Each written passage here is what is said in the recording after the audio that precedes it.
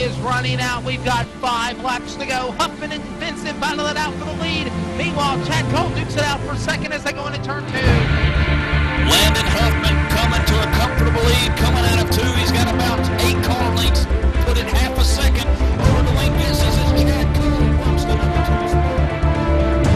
And the winner in race number 1 of the chase for the RSR Full Throttle Cup Series Championship and the bottom of the race he made in $400 will be Landon Huffman in his Chevrolet 55. Huffman goes to 1.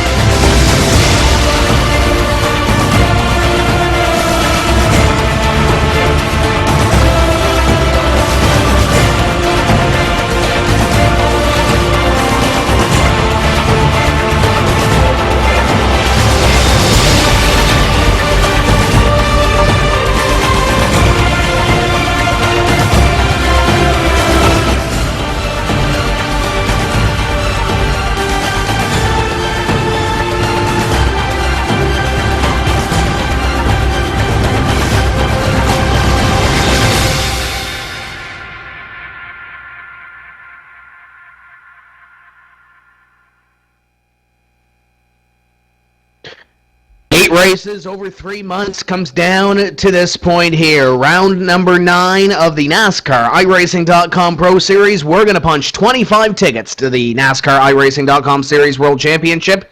And for 4 of those drivers, a championship hangs in the balance this evening. Good evening, my name is Tim Terry, joined by Mike Conti in the booth. Dakota Irwin, Wesley Outland down on pit road. J.D. Webb and John Westling pushing all those buttons, making sure we get on the air here this evening. And Mike, it comes down to 200 laps at Charlotte. It's a long race, but at the end of it, it's going to be rewarding for one driver. He's going to win a championship here this season, whether it's Jarrett Crawford, Chad Lawton, Dustin Montgomery, or Jake Sturgis. And then we're going to have 25 happy drivers altogether because they will go to the NASCAR iRacing.com Series World Championship. And that's really the ultimate goal, Tim, to make that top 25. The championship is nice. Finishing top 5 so you can get a little bit of iRacing credits, possibly a jacket. That's really an added bonus. But the whole point of the Pro Series is to be a qualifying series for the NISWC. And if you can finish top 25 in this type of series, you'll definitely do well next year. Myself, Kevin King, Pat Baldwin, Robert Hall, we all came out of the 2011 Pro Series and went on to have pretty successful seasons last year. So guys like Jared Crawford, Dustin Montgomery, and Chad Lawton, throw Jake Sturgis in there too. He's been running real well as of late. They're going to be real contenders next season. Even guys a little bit further back like Matt Witten back in 16th, or Peter Bennett, who I believe is hovering around the top 20. Those guys, if they can catch a couple breaks, they'll definitely be competitive next year too. But Tim, we have a little bit of a race going on for 25th. I know Brandon Schmidt is currently holding on to that. He's 150 points back the lead, and the next closest guy to him is quite a few points back, so it's going to be very hard to actually break into the top 25 tonight. I think really the only person that has a mathematical shot that'll probably be racing tonight will be Dylan Duval, who drives the 42, and he's quite a ways back. So we're just going to have to wait and see. If he can put a whole race together, he's got a great car for tonight. If he can do it and have Brandon have a little bit of bad luck, Dylan might find himself in next season's championship contention after having such a terrible pro season. And when you look at those standings right around that bubble, you mentioned Dylan Duval. Jarl Tyen not racing. He's suspended. Brandon Bookberger was in last season's NASCAR iRacing.com Series World Championship. Yuka Savalainen right now 30th place in the point standings. He was in this situation last season. Keep in mind, last season he ran the first, I believe, 2/3 of the season and then ended up falling off. But you look at Savalainen, I could be wrong, but I believe he had a strong run at Charlotte last year. and was involved in a wreck. But that was a year ago. I could be wrong. But I believe you're right, Mike. Dylan Duval probably stands the best chance out of those drivers on the outside to get there. He needs to make 25 points up on the bubble when we look at that one drop that we're going to factor in here, and obviously Duval's drop is 0. He was out for 2 races this season. When you look at that bubble, who falls out? Brandon Schmidt is there. He's had a solid season. He's had some tough luck. Rob Ackley has probably been the quietest driver in the top 25 this season. Really hasn't put together a whole lot of solid runs, but he's there at the end of the races counting points. So I think if you're looking at a driver that really needs to get up on the wheel this evening, I think you have to look at Rob Ackley. Brandon Schmidt's been strong in the races that we've seen him in. There's been a couple of races where he's had DNFs or bad finishes, but when he's there, you know he's there. Hey, most certainly is. There's a lot of strong guys hovering around that bubble right now. You know, guys that may not necessarily get the wins, but they can definitely points race. Guys like Schmidt, you mentioned Ackley. Ackley, he's very solid. I believe he made it in one of the first seasons of 2012. It might have even been 2012 season 1. So if you can do that, it definitely proves that you've got the talent to be in the series and progress on forward after. So Ackley, he's on the bubble right now, but he's pretty safe. I believe he's about 13 points ahead of Schmidt, if I'm not mistaken. Then Schmidt's another 25 ahead of Duval. So it's pretty much impossible for Ackley to really fall out tonight. So I believe he'll be clinched in. So we'll definitely see Ackley next season. I think really the person that we have to look at tonight is Brandon Schmidt. Last week he got involved in a wreck, got turned around in 1 and 2, and ended up in the wall and had a tough night. So if that happens to him again, let's say he finishes dead last tonight, let's say we get 34 cars, he finishes 34th, and Duval goes out there and wins the race. I mean, that's a huge points spread between the two. That would put Duval in and take Schmidt out. So anything can happen tonight. We've seen some crazy things happen this season, Tim. We had a rain out at Homestead to a caution-free race at Richmond, so you just never know what's going to happen in this series. Let's take a quick look here at the top 4 in this championship picture before we do go racing this evening. Crawford, 2 points up on Lawton when you factor in the drop, with the high drop for Crawford being 20. Chad Lawton's drop is 28. So when you look at that, it's Lawton back by 2 over Crawford. It comes into consistency. Very consistent for Jarrett Crawford this season. Dustin Montgomery, 3rd in the standings. When you look at that one drop, he's 11 points behind Crawford. And Jake Sturgis, after that win last week, mathematically involved in this, but he's going to need some tough luck from your drivers in the top 3. Mike, who wins the championship tonight? I really think Crawford has it. I've been polling for Chad all season. Being that Chad is so new to the service still and has really come out of the box strong, it was really cool to see him do very well with 4 wins under his belt. Jared Crawford, on the other hand, he has no wins so far this season. So that's pretty surprising that he's been that consistent, finishing really in the top 3 every week. I think last week was his worst finish in probably the last 7 races. So Crawford, with his consistency, has beaten his teammate Lawton with the 4 wins. So it's going to be a toss-up tonight. We'll just have to see who can out-duel each other tonight. I mean, it's a long race tonight, 200 laps. It's the longest race of the season. So anything can happen, from pit strategy to a wreck to a connection issue. I mean, really anything can happen in sim racing. So we're not going to count anyone out. I mean, for all we know, Jake Sturgis could go out there and get it tonight somehow, some way. So we'll just have to wait and see how it unfolds. And hopefully these guys will start to take the warm-up in a few minutes, and we'll get a better understanding of who's fast and who may be struggling just a bit tonight. And we will step away for just a few moments' time. We talk about that warm-up coming up here. We'll step away. We'll bring our national anthem up, and then we'll also go down to Dakota and Wesley after the break to get their thoughts on who's going to win the championship in this NASCAR iRacing.com Pro Series season. Quick break. We'll be back with the finale for the NASCAR iRacing.com Pro Series.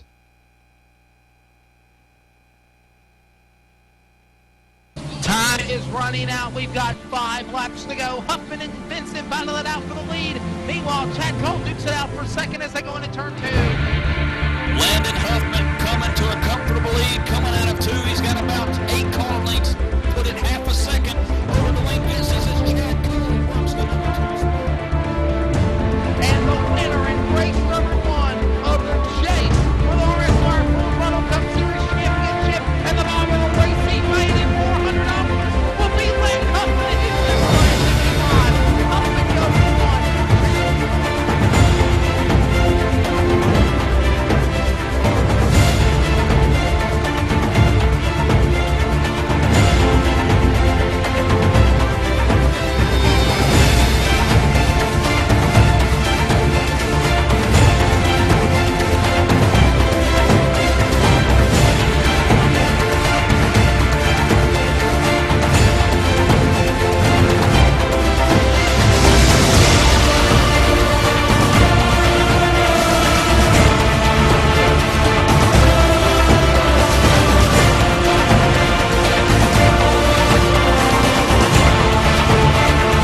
Charlotte Motor Speedway, right?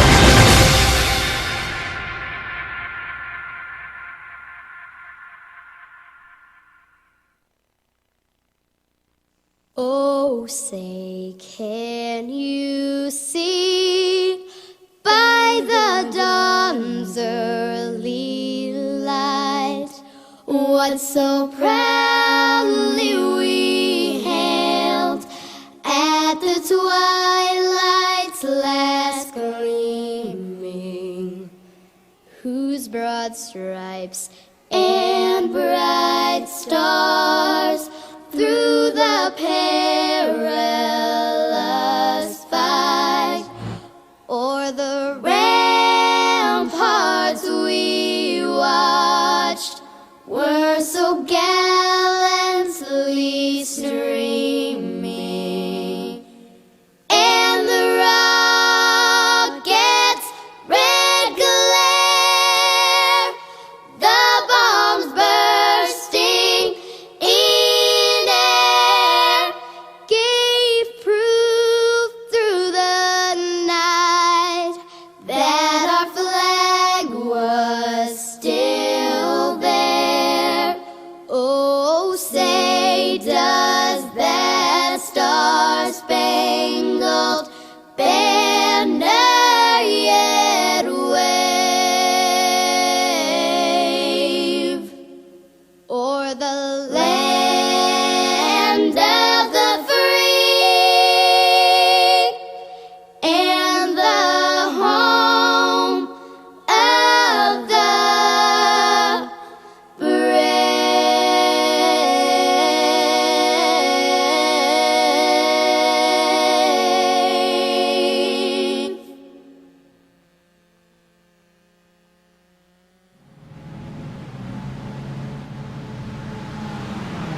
We are getting ready for 200 laps at the Charlotte Motor Speedway to finish off this NASCAR iRacing.com Pro Series season. Before we do go racing, want to go down to pit road before we do throw that green flag with Dakota Urban and Wesley Outland. We'll begin with Dakota. What are you expecting here this evening? And let's hear a pick for the champion. Well, you guys, I think we're talking under the break, and there's a lot of grip here. We're kind of hoping for the best right now, and I think that it's going to be an interesting race.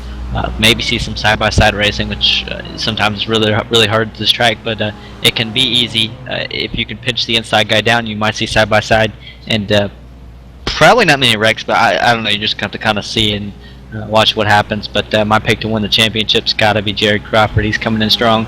He's not far out of the lead. He's just, I mean, he's right there. Definitely going to be the pick.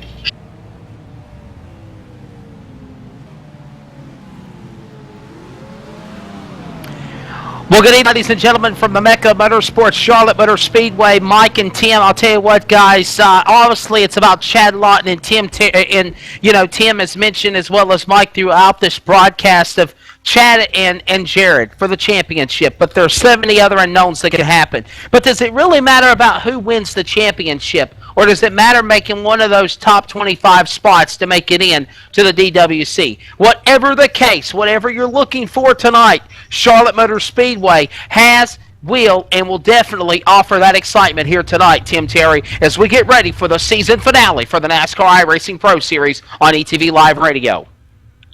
30 cars getting ready to answer the call to the green flag. Let's go down our starting grid for round number 10, technically, of the NASCAR iRacing.com Pro Series. Richard Doucette is going to be on the pole for this evening's race. The JDR Graphics Feed Fiji Chevrolet Impala with a time of 27.556. On the outside, 78, Danny Hansen.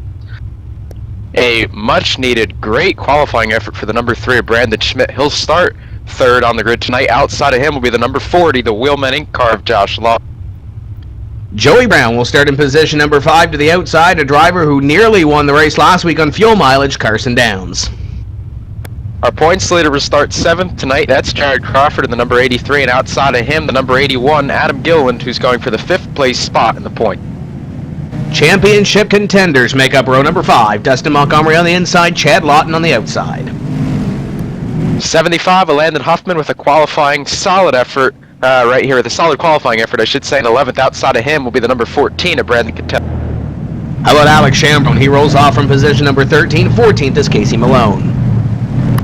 Matt Witten 15th in the 69, and the number 07 of Derek Crone 16th. Josh Berry rolls off 17th. 18th trying to hold on to a spot, Rob Ackley. Philip Geist, the number 58, will start 19th tonight. Outside of him, rounding out the top 20, will be Benjamin Burmeister. Another driver just inside the bubble, Paul Kashiba and Andrew Fayash III. Last week's winner, Jake Sturgis, deep in the pack at 23rd place. Outside of him will be Kyle Gatula at 24th. Brandon Bookberger, Cody Bias, your next row. Dylan Duvall is starting way back in the pack with his rival up there in 3rd, Tim, so it's going to be really tough for him to dig out of that hole. We'll have to keep an eye on him. He'll be 27th. Outside of him will be Matt Boosin, 28th.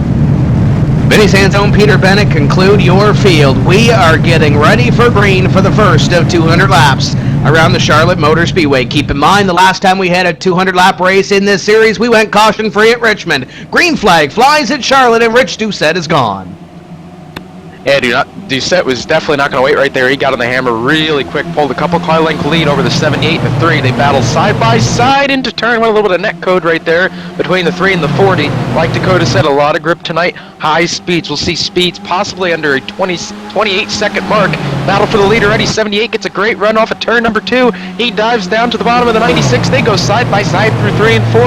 Up off the corner. They get really close. Who's going to lead it to the line? 1 bonus point on the line. Hansen. Danny Hansen, your Pocono winner, leads lap number 1 at Charlotte. Doucette pushed up to the outside line, and now the 3 on the inside of Brandon Schmidt, looking to make something happen and give a little bit of insurance to his run to try to get into the top 25. Schmidt looking to the inside of Rich Doucette. Doucette slams the door. He falls back to 3rd. And they go single file for most of the top 10 back here. Landon Huffman, 75. Number 81, Adam Gillen. That looks to be right outside the top 10. That's a battle for the 11th and 12th spot. Gillen's got it. Huffman wants it. They go side by side through 1 and 2. 81 gets a nice run up top, and they'll clear the 75 car off of turn 2. We have a battle for second again. And here comes Brandon Schmidt to the inside. Schmidt looking at position number 2 once again. 96 to the outside as he looks to at least hold on to 3rd, but Josh Lawton, Carson Downs, Joey Brown back there, not going to let him have a hole underneath the number 40. Here comes Lawton to the inside, looking to pick up position number 3. And he slid up the track just a little bit right there. That might let his teammate get down in line. They go side by side down the backstretch. The 96 grabs the draft off the 3. He cuts down in front of his teammate, and the 96 will take that 3rd spot. Tim 40 will drop back to 4th, and Carson Downs will look on from 5th. Still single file all the way through the field right now. Look back at 7th, 8th, and 9th. Your 3 championship contenders running nose to tail. Crawford, Montgomery, and Lawton running 7th, 8th, and 9th right now, and they look content right now to run in those positions. Let everything happen in front of them, let everything happen behind them, and just ride. It is a long race here, 200 laps. Their other contender that really needs to go this evening, last week's winner, Jake Sturgis, runs in position 22. Yeah, let's go back to Sturgis and get a look at him. Like you said, back in the 22nd position. He's cleared himself a couple car lengths from the 71 car, and he's starting to catch the 32 a little bit. So, I think that 41 has a pretty decent car tonight. His teammate up there, Brandon Schmidt, 3rd.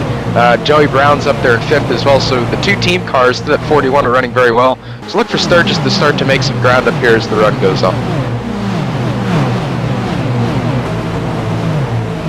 Up in front, Danny Hansen continues to lead 0.3 of a second on Brandon Schmidt. Rich Doucette in 3rd, but that might change. Here comes Josh Lawton to the inside.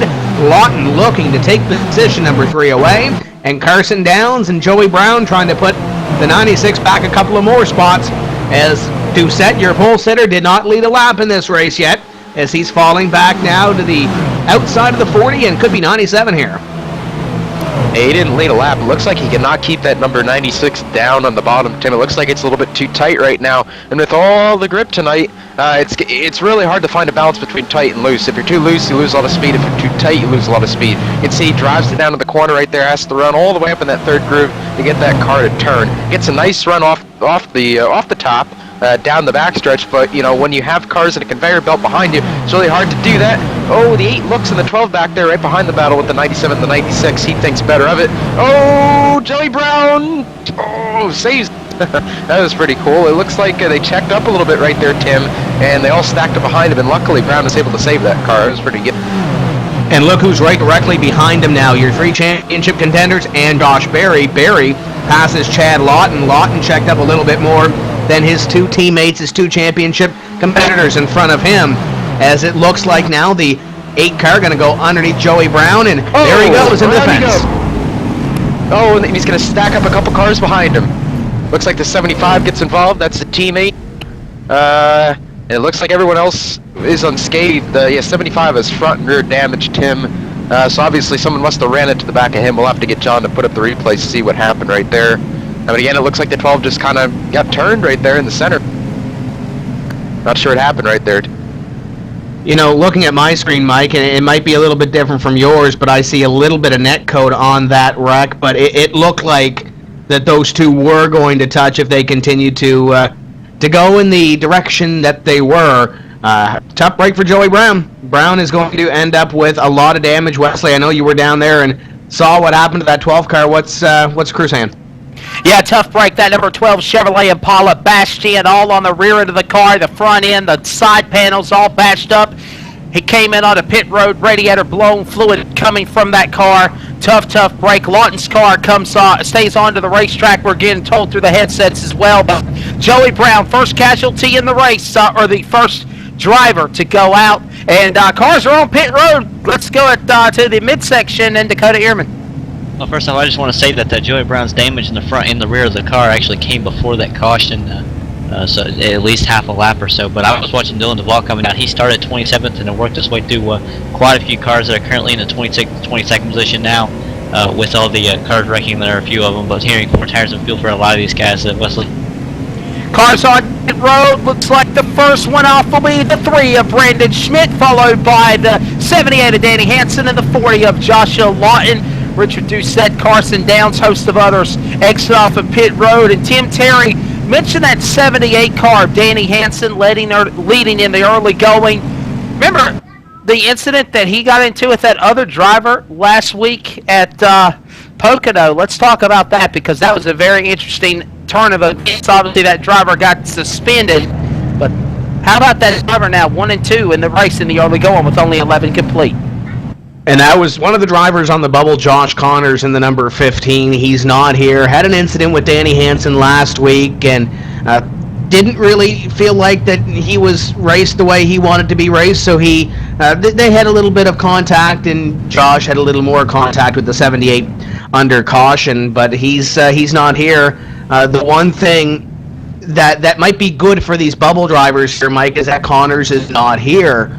For that simple fact that he's been in the situation before, not only in this Pro Series last season, but in that Drivers' World Championship. He was right on that bubble a couple of times in that series, trying to burst in without having to qualify through this Pro Series as the lights atop the pace car go off.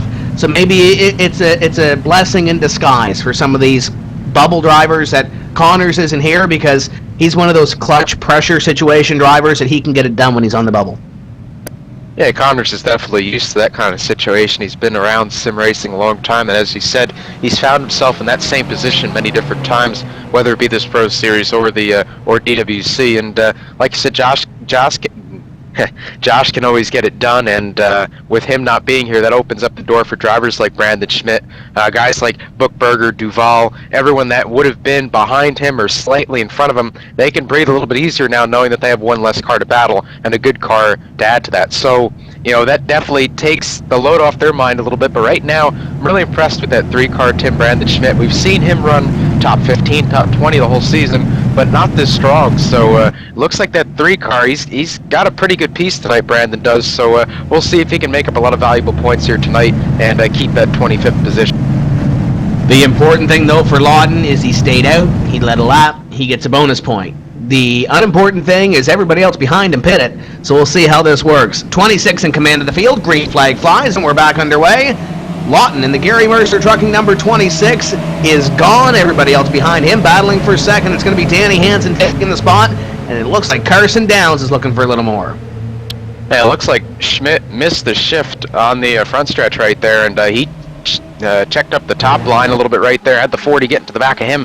Hansen doesn't want to relinquish that lead for too long. He goes to the bottom of the 26, and he will clear him. Here comes Brandon as well. He'll try to get around Lawton. So it looks like Chad is struggling just a little bit. He is on older tires, but even before that pit stop, he was falling back just a little bit, riding just around the bottom half of the top 10. So Lawton does not look to be that strong tonight. Now he'll have his brother go to the bottom of him, and he'll lose another spot. So in the matter of 2 laps, that 26 is already back to 5th place, and he's got a gaggle of cars behind him on fresh tires that'll probably overtake him too. So really not what he needs at this point. Doucette and Barry side by side. 69, Matt Witten underneath the number 96 as well, and Doucette is stuck up on that high side as he was in the early laps of this race. The 83 back there as well, one of your championship contenders, Jarrett Crawford, running around in position number 11 right now, and in heavy traffic. This is when these nerves start to get up a little bit when you're going for a championship, and it is as close as it is. Looks like Lawton just smacked the wall off of turn 2 right there. It's Chad Lawton. Looked like those 2 tires, he just tried to get a little bit too much off of that corner. He's got some right front damage now, and now he's got his teammate right behind him as they get sideways off the corner. That 26 car is a mess right now, Tim. That thing is getting loose in the tri-oval. He'll have his teammate look to the bottom right here. He'll give it to him, but Lawton is losing a lot of spots right now. Plus, he's got damage on top of his old tires, so yeah, he's going to be losing a lot more spots before this run is over. He's got to be screaming for a yellow at this point. I was about to say, as a driver in this series, in this car, you really have to be thinking, you really have to hold on right now and wait, as the 26 is still backlogging on that outside line. The 14 and 22 are behind him. 14 tried to get in the line there, but there was no hole. Now there's a hole between the 02 and the 41, as the 14 will go underneath, and the 26 continues to hang on that high line. And with this A car, he has to be really just hoping and hanging on, trying to get a caution here, because he's already going back here as we have the passer lead. Brandon Schmidt going to go to the lead position. Yeah, Schmidt got a great run off of turn 2 right there, Tim. He swooped to the bottom of the 78 into the corner, and Danny didn't give him too much of a fight, saw a hole behind him and dropped in behind. So Brandon gets a bonus point now. Again, that'll help his points efforts tonight, and it'll put Danny back 1 spot to 2nd. And again, we have a great battle for 5th, Tim. We have, I believe, 3 or 4 cars separated by less than 1 point, going for the 5th and final paying spot, paying iRacing credits, that is. And you've got Danny Hansen, Carson Downs, Adam Gilliland, and there's someone else in there somewhere that I'm missing, but he got a lot of cars going for 1 spot. Right now, Danny, if he could stay right where he is, he'd have that spot, but if Carson passes him, then Carson has the spot. So really tight battle for 5th as well tonight. Joey Brown was one of those drivers that was up there. Of course, he was in a wreck. Josh Berry is running strong in 7th place. Peter Bennett also involved in that battle for position number 5, and he's all the way back in position number 24 right now. So he has some work to do, as do some of the drivers out in the back of the pack. Keep in mind, the 26 of Chad Lawton has fallen back to position number 16.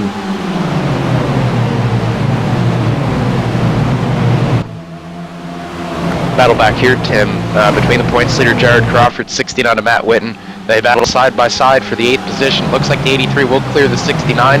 96 looks over Witten, not going to take it.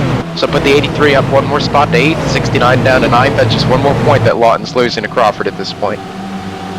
And just behind them, it looks like Derek Crone is getting into it with the 41 of Jake Sturgis. Sturgis and the 14 of Brandon Cattell. I think they've had magnets on them so far, as the 07 gets a little bit high, wide, and handsome in corner number 1. He may have had a little bit of contact with the car underneath him, but the 14 and 41, they've been making their way to the front together. Now here comes 41 underneath the 14 as he looks to make up 1 more.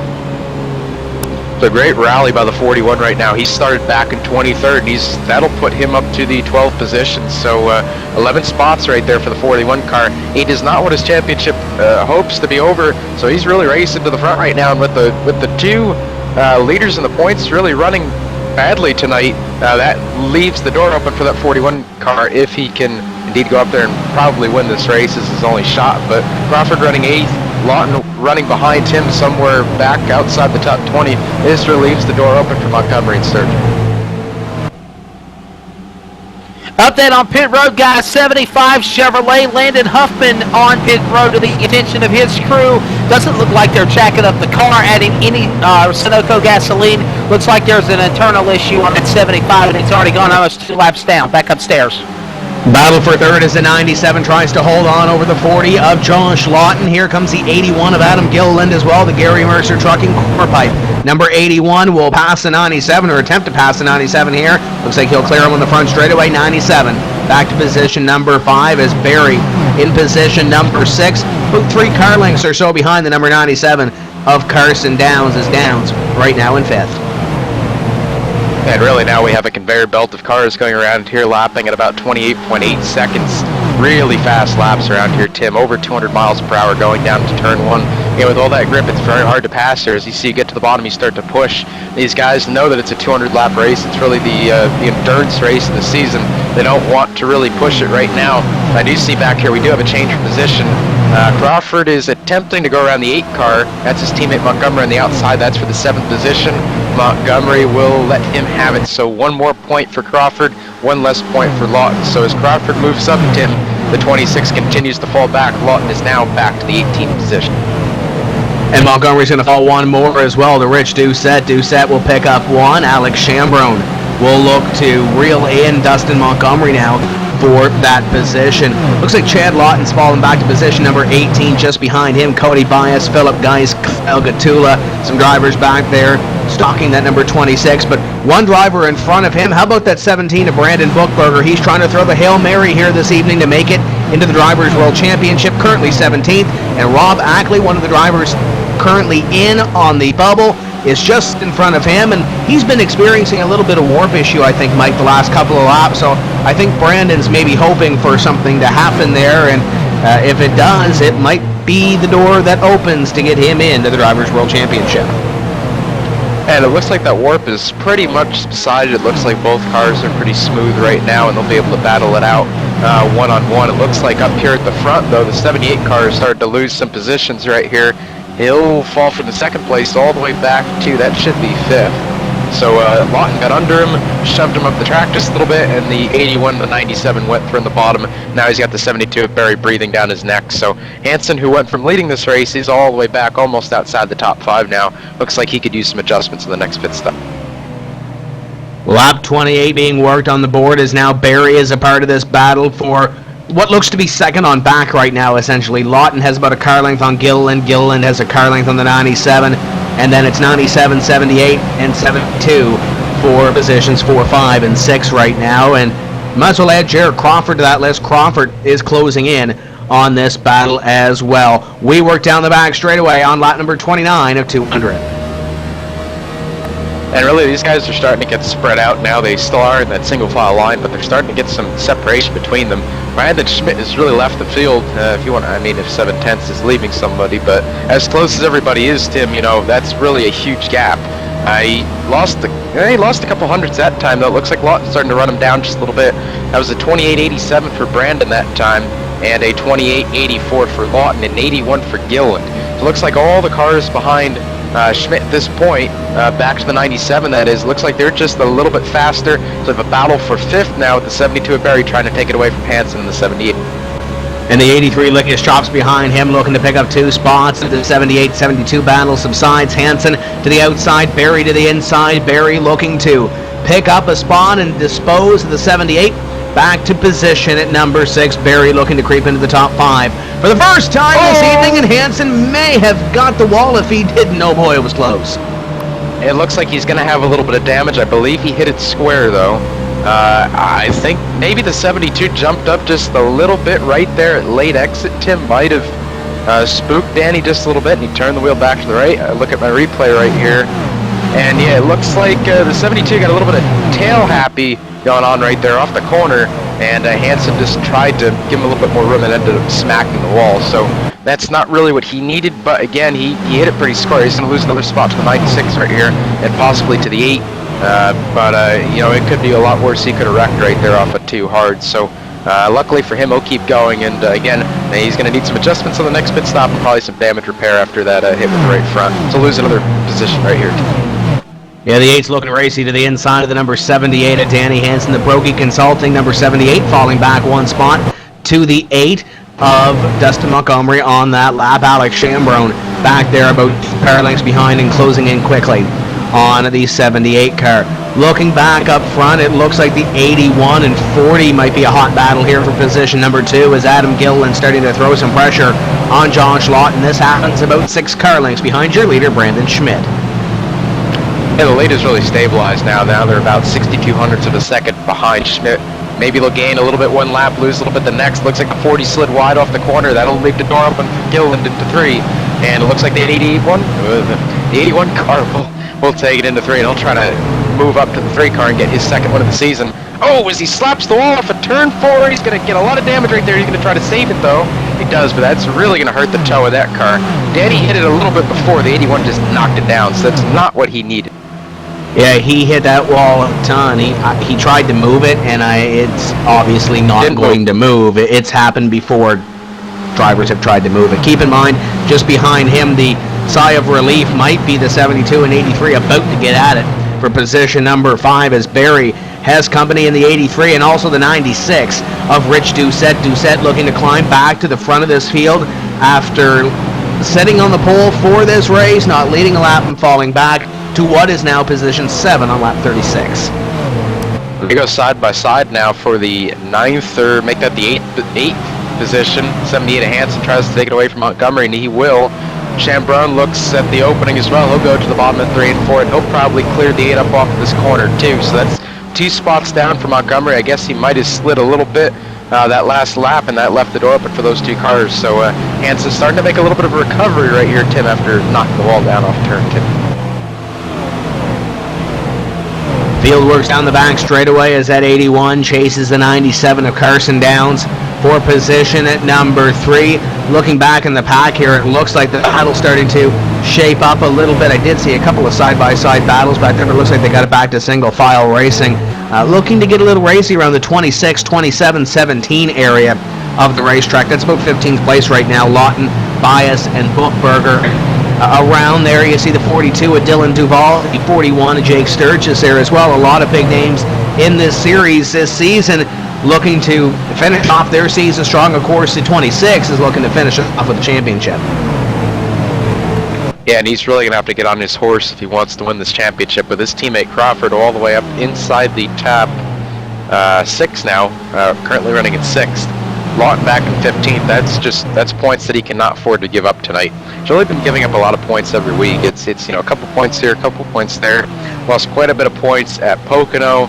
Lost some points again last week too. So it's really been a downfall for the 26 after the first week, and it's really been Crawford's really risen to the occasion and really started to run him down over the course of the season. Crawford got off to a really bad start at Daytona, had an accident. I believe he finished outside the top 30, and Lawton went on to win that thing. So that really gave Lawton a huge head start. We look at it 10 or 9 weeks later, and Crawford has made up those 30-something points and then some as he passed Lawton last week in point standings. So really, Crawford's been the favorite the last couple weeks, but you never know. Lawton's a good driver. If he can get this thing turned around a little bit right here as he passes the 41 for 14th, he'll definitely still be in it to win it. So we got a long way to go. We have 161 laps left in this thing, so anything can happen between now and the end of the race, Dakota. Guys, I just want to point out why Chad Lawton's really moving right now. The 41 really getting held up with a lot of these guys in line here. The 27 and Cody Bias, they've all been chasing Dylan Duval. Dylan Duval has been sliding off the corner almost every corner now as Chad Lawton dives on the inside. Duval has just been sideways and kind of checking out this group, and I think that's enabled Chad Lawton now to get underneath him and pass for position. 41 back there now behind the 42 of Dylan Duval, goes into the grass. Bias as well, trying to avoid what could happen in front of him as now Lawton has passed Duval, and Dakota hit the nail on the head right now, Mike. You see that 26 begin to pull away from the 42, and now the 42 is, it looks like trying to get out of his own way as the 41 just behind him.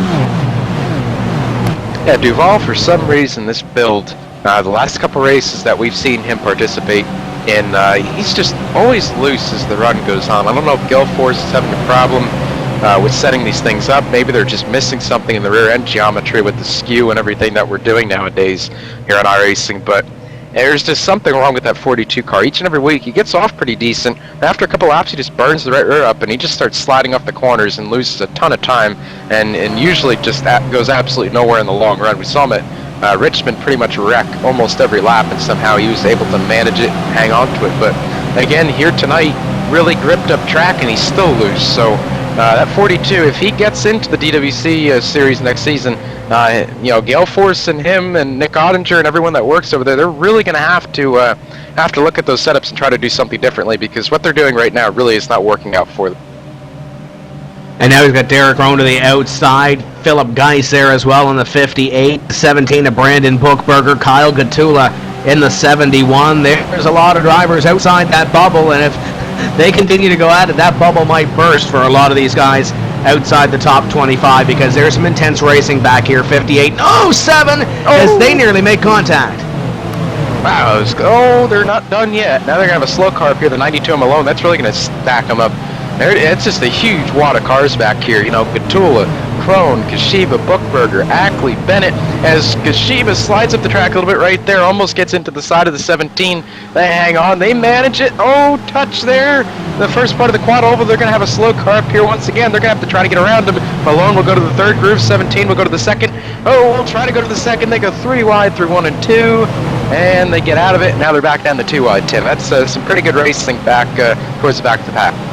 Yeah, Paul Kashiba pitched it in there underneath the 07, I believe it was, and I didn't think it was going to stick for Kashiba, but he made it work. He now sits in position number 20, chasing down the 07 of Derek Crone. Dylan Duvall and Philip Geis through this mess get out in front of Kyle Gatula, but the 58 putting pressure on the 42. When we call this an international series, drivers from all around the country and all around the world, in fact, racing on iRacing, as you see the German underneath the Canadian right now, going down into corner number 3. If you're looking to get involved in iRacing, head over to iRacing.com, where I believe they're running a special now, 25% off a 1-year membership if you're a new member. So that's a great deal. Head over to iRacing. Oh, hang on to it, Kashiba. Oh, hang on, sorry. Hang on to it. There they go. They saved it. Kashiba got all types of sideways to the quad oval right there. And I thought Derek Crone was going to send him around, but somehow, some way, they managed to hang on to it once again. And they're not done yet.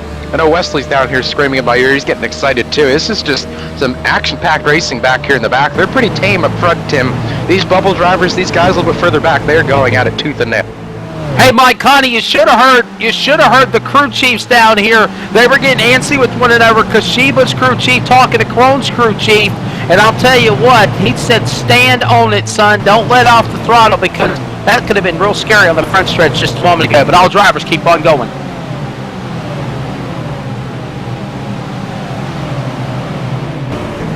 Meanwhile, up in front, Brandon Schmidt is leading by 2.1 seconds over Adam Gilliland. Carson Downs in position number 3, Jarrett Crawford 4th, and Rich Doucette. Complete your top 5 as we work on lap number 50. This will be the quarter distance mark of the finale for the NASCAR iRacing.com Pro Series, as it looks like, you mentioned it earlier, my conveyor belt around this racetrack right now. For the most part, everybody near the top 15, 20 single file. Kashiba back there, I believe, is poking his nose out for a spot. Other than that, they're going at it again here, guys. Kashiba, here's Duvall on the outside now, and we know, Mike, the history between the 42 and the 07.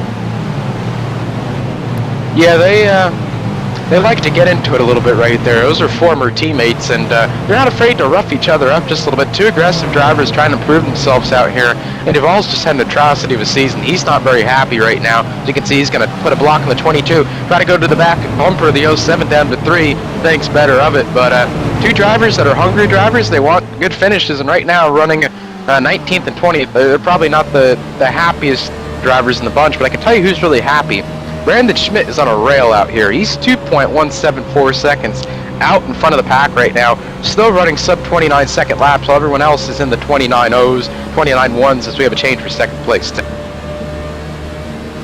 You ride in a car with Dylan Duvall as Carson Downs goes to that second place spot, but that's a place right now you really don't want to run if you are Dylan Duvall. You got some cars behind you, cars in front of you. One of the drivers you're battling to try to get into the bubble is now underneath you, and Rob Ackley. He needs something to happen, and something to happen within the next few laps to either Ackley or Brandon Schmidt, who's on the bubble, is currently leading this race. It's tough for a bubble guy to try to burst in here, because as we mentioned off the top of the show, there's a huge gap between 25th and what is 27th place in the standings. It really is, and it's going to be very hard for Duvall to make this up, especially running where he is right now. It's really virtually impossible. Brandon leading this thing, Duvall back here falling back really quickly. I mean, he's going to lose some more positions right here if he doesn't watch out. You got Bennett coming up strong. Bookberger and Fayash are back there gaining on him too as he gets really sideways off of 2 once again. So Duval right now, I think he really knows that his chances of getting into this thing are over as of this point. But like you said, we're only a quarter of a way through this. We got about 150 laps left to go. Schmidt could have problems. Duval could find something magical in that setup on a pit stop, really rock it to the front. So, but right now, Duval, he's just not in contention. He hasn't run as good as I think he thought he was going into the season, if that makes sense. So, we all really had high hopes for him. I know he was one of the favorites to probably win this thing after a couple successful ace seasons during the regular series. And he just came into this thing and really didn't do anything. Just had a lot of problems, a lot of long run problems, a lot of problems on track with a couple suspensions over the course of 10 weeks, and it just has not been a season. And if he doesn't make it in this season, I know he'll be going for it next season, and hopefully he can do a couple things differently and have a little bit better 2013 Pro Series if he does indeed try to go for it again. And there's another driver behind him, and Andrew Fayash III, who's looking to crack the NASCAR iRacing.com Series World Championship once again, and talk about a driver that knows how to race on the bubble position, as Chad Lawton is now on pit road. Lawton on pit road, your second place point man, Wesley. Chad Lawton brings the speeds down to 45, not to get disqualified or get a penalty for speeding on pit road. And the 26 Chevrolet comes to a stop right between the marks. They'll go to work. They're going to start jacking up the right side of the car. 2 new sides of fresh rubber going on to the right side. Jack down. Now the crew runs over to the left side. Jack up. Going to put on 2 new sides of fresh rubber on the left side of the car. Sunoco fuel. He skids out of pit road, back out onto the racetrack. This was a scheduled pit stop before other cars. And we got some more on pit road in front of Dakota Ehrman.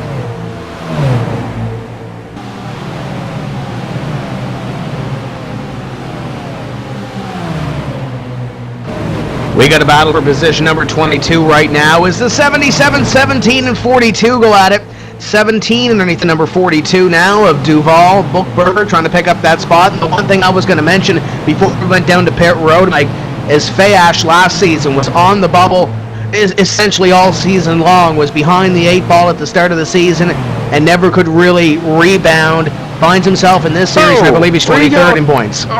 Oh, 17 just got really loose off turn 2 right there and was headed for the inside wall. Somehow he saved that thing, got it turned back in the right direction, but I thought for sure he was going to eat the inside wall right there. Just battling really hard with the 77 and got really, really loose, and it almost ended his night, and any hopes that he had for getting into the top 25 would have been over right then and there, but he gets it straightened out. Only loses a couple seconds to these guys, and we'll keep going. So it was a good save by Brandon, and again, another driver, just not the type of season that he wanted. A lot of misfortune, a lot of bad luck from driving number 17. Unfortunately, it's relegated him outside the top 25, and pretty much if it stays the way it is, he's another driver that has absolutely no chance at making top 25 this season. Have to try again next season. So fortunate for him, but just not everyone can have good luck all the time. And another driver right there, Benjamin Burmeister, picked up a spot through all that mess. Burmeister, 22nd place right now in the 66.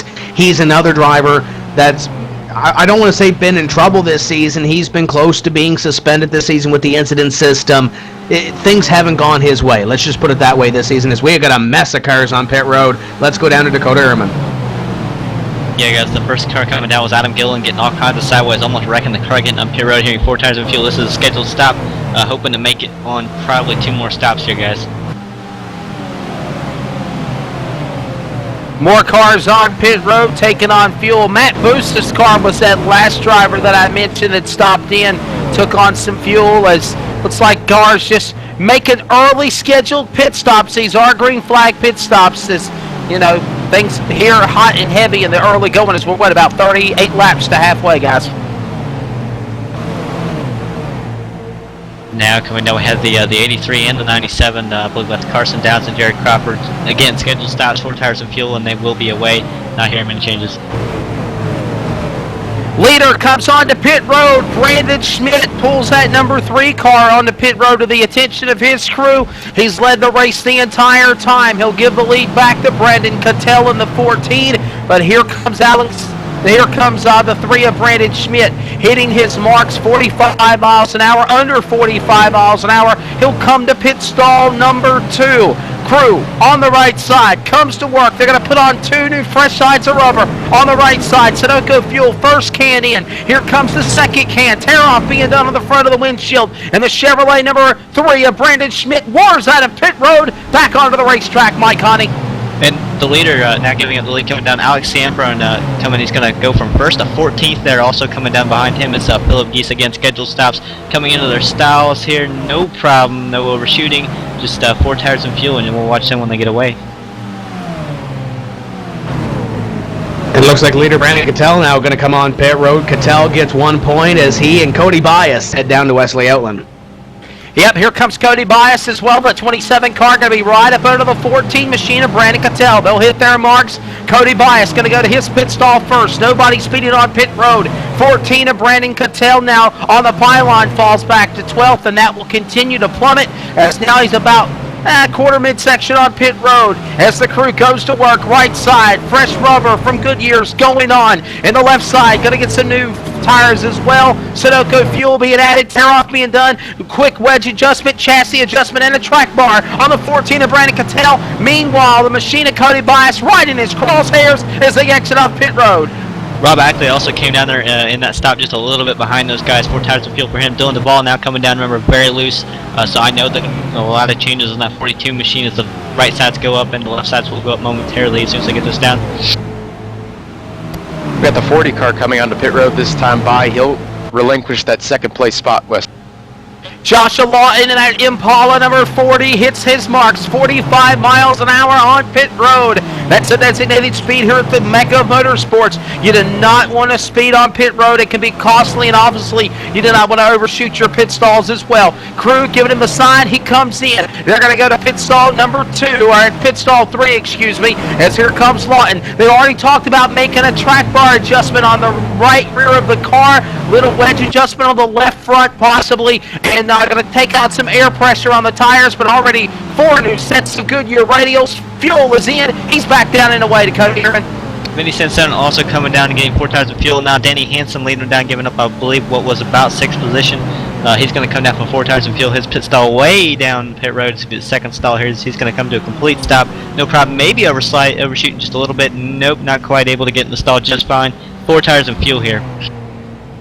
Well, we got cars bumping and banging entering pit road, guys. That was Paul Kashiba in the number 32 car, and looked like it was also the number 41, I believe, of Jake Sturgis. These guys were bumping each other entering pit road, as now they're going to take on 4 tires of fuel. 77 in front of Dakota Ehrman of Andrew Fayesh. Andrew Fayesh coming down for also 4 tires and fuel. Now Casey Malone also coming down. He's going to make his scheduled stop, 4 tires and fuel for that machine. As I believe somebody else also coming down is Dustin Montgomery in 8, giving up the lead. Again, still pit stops here, 4 tires and fuel. He's just got to make sure he does not miss a stall here, guys. No doubt about it. He's going to come on to pit road. Got to hit his marks to that number 8 machine. Giving up the lead now, Brandon Buschberger. When it all cycles back around here around the Charlotte Motor Speedway, we'll go back to position number 1. Montgomery's crew going to do a track bar on the right front. Left rear going to take on a little suspension. Nothing going wrong so far with the car. He's got a pretty commanding lead over the field that he had to give it all up on that pit position. As again, the field now cycles back around. Montgomery back onto the racetrack. And now it cycles back around with Brandon Schmidt to the lead. Michael Connie and Tim Terry back to you in the tower. We had a lot of problems at the end of that pit road sequence right there. The 71 Gatula spun out. Oh, it looks like the 77 Andrew Fash spun out, and Danny Hansen slapped the wall a couple times. So that's 3 cars that just got a lot of damage after that pit road sequence. Not sure if these tires on this gripped up track, maybe they're really cold and these guys can't hang on to it, but a lot of cars all over the place right now. No doubt about it. And Tim Terry, you know, Paul Kashiba and Jake Sturgis, they were about to wreck each other fighting on who was going to get to pit road first. Yeah, those guys, especially in that middle of the pack, it's been going on for, well, since we dropped the green flag, probably about 50 laps or so ago. These guys all over each other. That's how close the racing is to this Charlotte Motor Speedway. Brandon Schmidt currently leads Adam Gilliland. When they came off pit road, it was 1.1 seconds. Brandon Schmidt, I believe, tacked on a 10th that last time by the stripe. So Brandon Schmidt picking him up and laying him down here, trying to build up a little more of a lead. than he had when he came off of pit road. Carson Downs scored in third, Jarrett Crawford in fourth, Josh Berry in fifth. Let's see where Chad Lawton is. Lawton in eighth right now to Jarrett Crawford's fourth. This championship picture far from over. Dustin Montgomery, though, I think is our big loser here, guys, as he goes underneath Rob Ackley. That's for 15th place.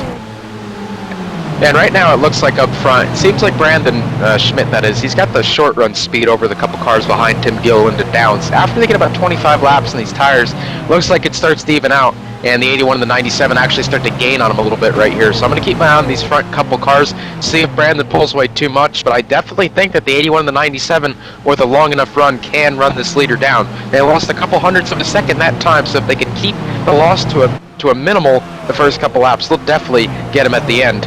We look back here at 15th now. Dustin Montgomery going around Derek Crone. Tim, that's points that Montgomery needs. He's trying to keep that third place points position. I believe you get maybe 100 credits out of that, or 150 credits, so that'll definitely be helpful to his iRacing efforts in the future. So Montgomery definitely wants that. Doesn't want to let Sturgis get it. Right now with Montgomery in 15th and Sturgis in 17th, Montgomery would successfully keep that third place points position at the end of the day. So if he keeps running where he is right now, he'd be good. But if he wants to win the championship, he's going to have to get on his bicycle, and they get up there with Lawton, who's in 8th, and Crawford, who's in 4th. So some work has to be done by the number 8 car. Speaking about bicycle, Danny Hansen on pit road in the 78, Wesley. Hansen cars on pit road, 78 machine, doing a great job so far in the early going. Track bar going to be taken out of the right side, suspension in the left rear as well.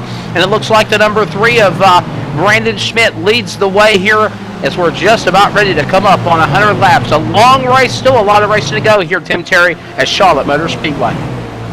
Okay, Mike, and schedule a pit stop for the number 78, and it's still sitting on pit road. What's going through the mind of the crew here?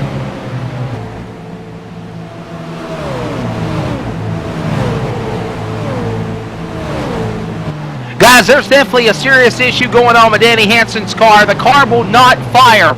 Now he finally gets the car fired up. It exits pit road.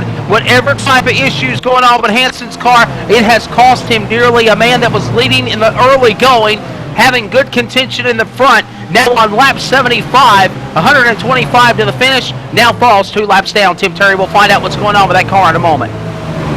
Yeah, he's all the way back in position number 28, as you mentioned right now, and Landon Huffman's still on the racetrack, 13 laps down. Everybody else retired from the race, and by everybody else, I mean one car. Joey Brown is out of the race. Everybody else still on the racetrack on lap number 79, as Danny Hansen was in the wall a little bit earlier, as we reported, but as he was running, Mike, very strong in this race. You really have to get out of a rhythm, and that car really had to be that damaged for him to come down pit road, because I know Danny wouldn't abandon the race like that.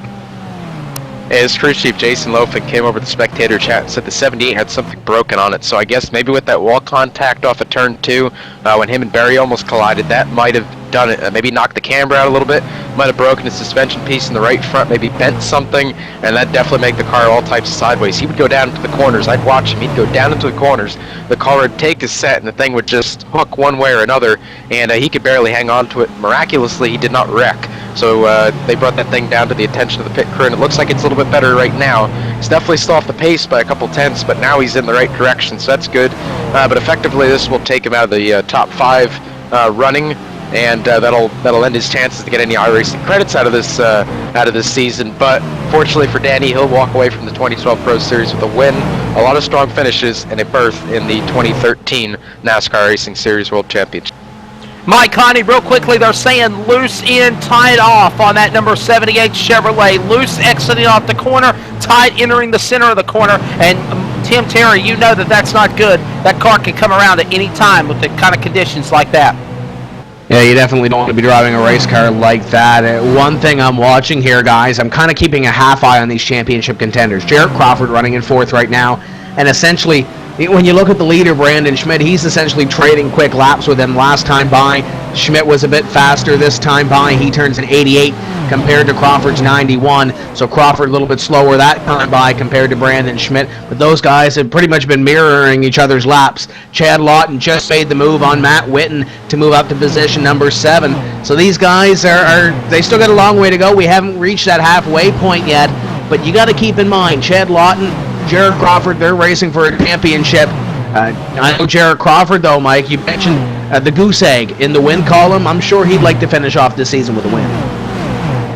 That would definitely and make him feel good. You know, you want to get a win. If you're going to be the champion, you want to have a win to go with it, at least a win. And, you know, he might be the champion this year without a win. I think that would actually be the first time that's happened since we went to this Pro Series format. So that'd be kind of groundbreaking right there. But it just shows the consistency that number 83 has had the whole season. Consistent top 3 finishes, I believe, all but Daytona and last week at Homestead. I believe he's finished at least in the top 3 or 4. So he's been consistent again. We brought this up earlier. Lawton's been a little bit more up and down. Yes, he has 4 wins. He had a tough race at Pocono, had a tough race at Dover. You know, so it just, you know, it really, the consistency has been on the 83 side. The brute force has been on the 26s. I'm hearing that Cattell might have something going on. That's the 14 car. He looks to be straight, Wesley. What are you seeing back there? It's the fact that he's straight now, but there's a big battle going on. Cattell, Josh Lawton, the 71, all in that mix, battling with one another. That's Kyle Galata. He is a lap down car.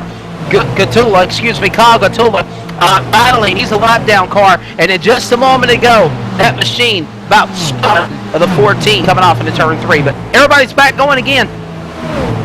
One driver I want to mention here is the 02 of Alex Chambrone as he looks at the 14 of Brandon Cattell for position number 10. We talked about drivers coming and going in this race so far here, Mike, and Alex has been hanging around the top 10. It looked like his car just a little bit better on that long run as he looks at Cattell for position number 10.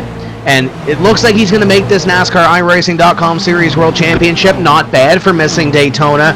And when you look at it, he had a couple of starts last season, really didn't put a whole lot of effort, I don't think, into qualifying for those races. But I believe his first start in that NASCAR iRacing.com Series World Championship last season was a 15th or 16th place.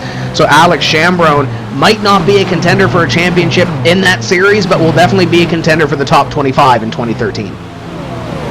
And he definitely will. He's got a lot of strong runs under his belt. He's got a lot of experience. Being as young as he is, one of the younger drivers in this field, and will be one of the younger drivers next season.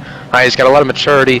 He conducts himself to a very high level. So Chambrone is definitely going to be great next season. He can get the cars under him. I think he could do very well. He's a great driver. I've watched him progress. I've really watched that whole Schmidt and crew progress, whether it be Adam Gilliland.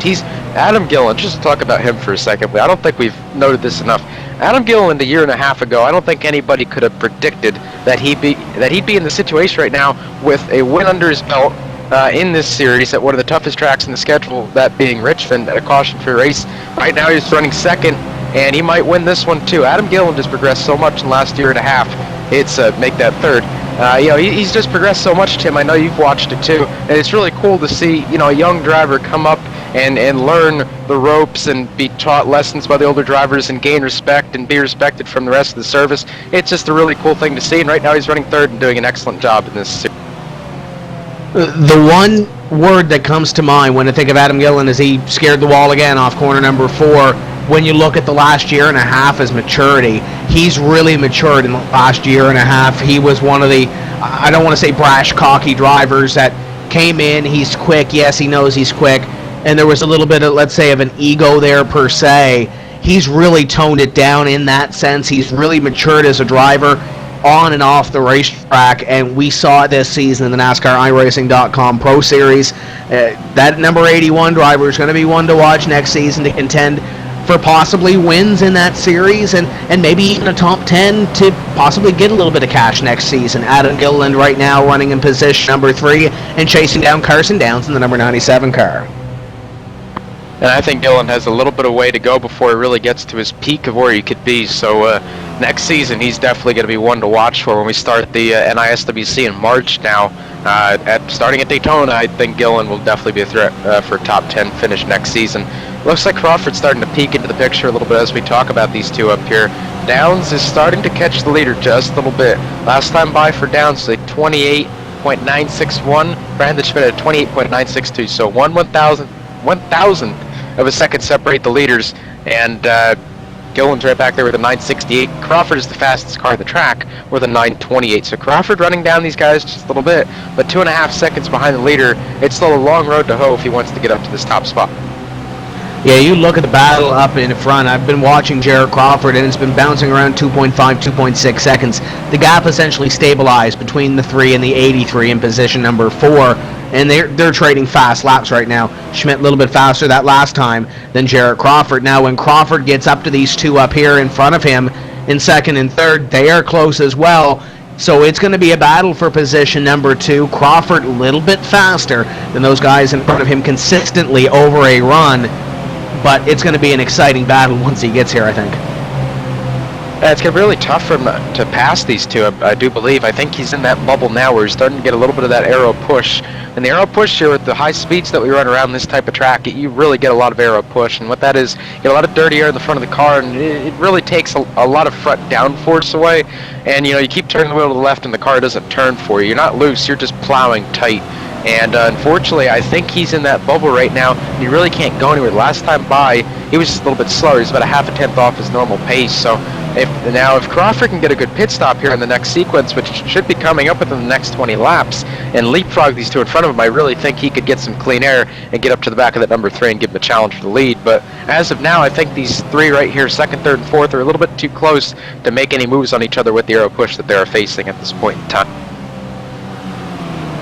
They cross the line here, 96 laps completed, 97 being put on the big board as Schmidt leads by 1.8 seconds over Carson Downs, Adam Gilliland, Jarrett Crawford, and Chad Lawton. I believe there's one driver on pit road. It might be, I'm trying to look back here. I saw one go through the standings. It actually, it might not be on pit road. Matt Witten, maybe? Matt Witten on pit road. Let's go down to Dakota Ehrman.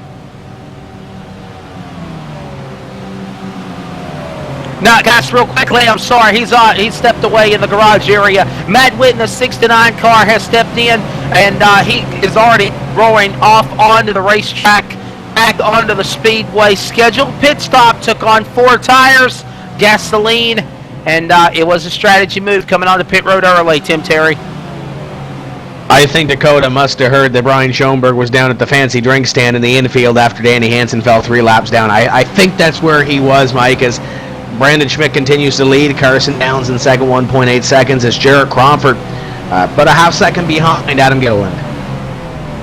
Yeah, Dakota really likes those fancy drinks. Of course, non-alcoholic, but they're definitely fancy down here. Any of these NASCAR venues got a lot of good food down there in the infield, especially when Brian's down there. You got a lot of good food and a lot of good excitement.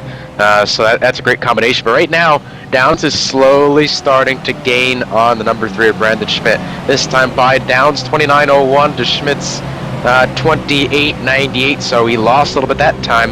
Really, over the last couple laps, he was gaining consistently a couple hundredths each time by. When we get to this next round of pit stops, Tim, I think this could be a pinnacle point in the race. Halfway this time by, if Downs, Gilliland, and Crawford can make up a couple seconds on Schmidt for whatever reason on this sequence, that put him right to the back bumper, and I really think they could start to do something with him. It just seems like Schmidt has a little bit too much short run speed for these guys to handle, and by the time that they start to catch up to him again, he's already leapfrogged out into a 2-second lead, and they just can't make it up before the next round of pit stop. So if they can start closer to him, I believe they can finish closer to him and possibly get around him as well. Hey, and another thing, Tim Terry, go back to you. Halfway, look at 4th and 5th. 1st and 2nd for the championship, 2nd and 1st on the racetrack. Chad Lawton and Aaron Crawford going at it on the racetrack for the second half here for the final race of the year. This is going to be exciting down to the finish. Vinny Sansone is coming off pit road, and Mike Conti, he's one of those drivers that this could very well be his final NASCAR iRacing.com Pro Series start. He's outside of the top 25. He's a veteran in the NASCAR iRacing.com Series World Championship. It's going to be different next season not seeing that 80 car on the racetrack. Yeah, it really will be. He's definitely been a fixture in these top 2 series for a long time now. But you know what? I think this will be a good change of pace for Vinny. I really think that he hasn't really done as well as he could in this Cup car. I don't really think the Cup car fits him. But you take Vinny and you put him in a sprint car in the service or Silver Crown, and man, that guy can really haul one of those things around the racetrack. I know the sprint car, that thing's still on the old tire model, and that thing is a handful. You're trying to get a lot of horsepower down to the ground with very little grip. I know Wesley could expand on it more later, but either way, to put it short, Vinny's a wheelman, and he can really drive, and I don't really think this Cup car does him justice. So I think once he falls out of these series, I think he'll go down and start to focus on that more and even get better with it. And it's always a joy to watch him race, and best luck to Vinny. I know they have a couple big championships going on in the Silver Crown and Sprint Car community here on iRacing with a lot of payout, so I know he'll be going for that. So that gives him something to look forward to. And really here on iRacing, there's something for everyone to look forward to. If you don't really like the Cup stuff and you like the road stuff, you got the F1 series, you've got the GT cars, the McLaren MP4 12C, I believe I got that right, just came out. That's a great GT car, and iRacing's finest GT car. I think they released the date, so there's something for everybody. And what you're watching right now is just one part of the pie that is iRacing. This is the epitome of the NASCAR series, pretty much. This is the qualifier to the epitome, which is the DWC. And you don't have to run this. There's something for everybody, and that's what makes iRacing great.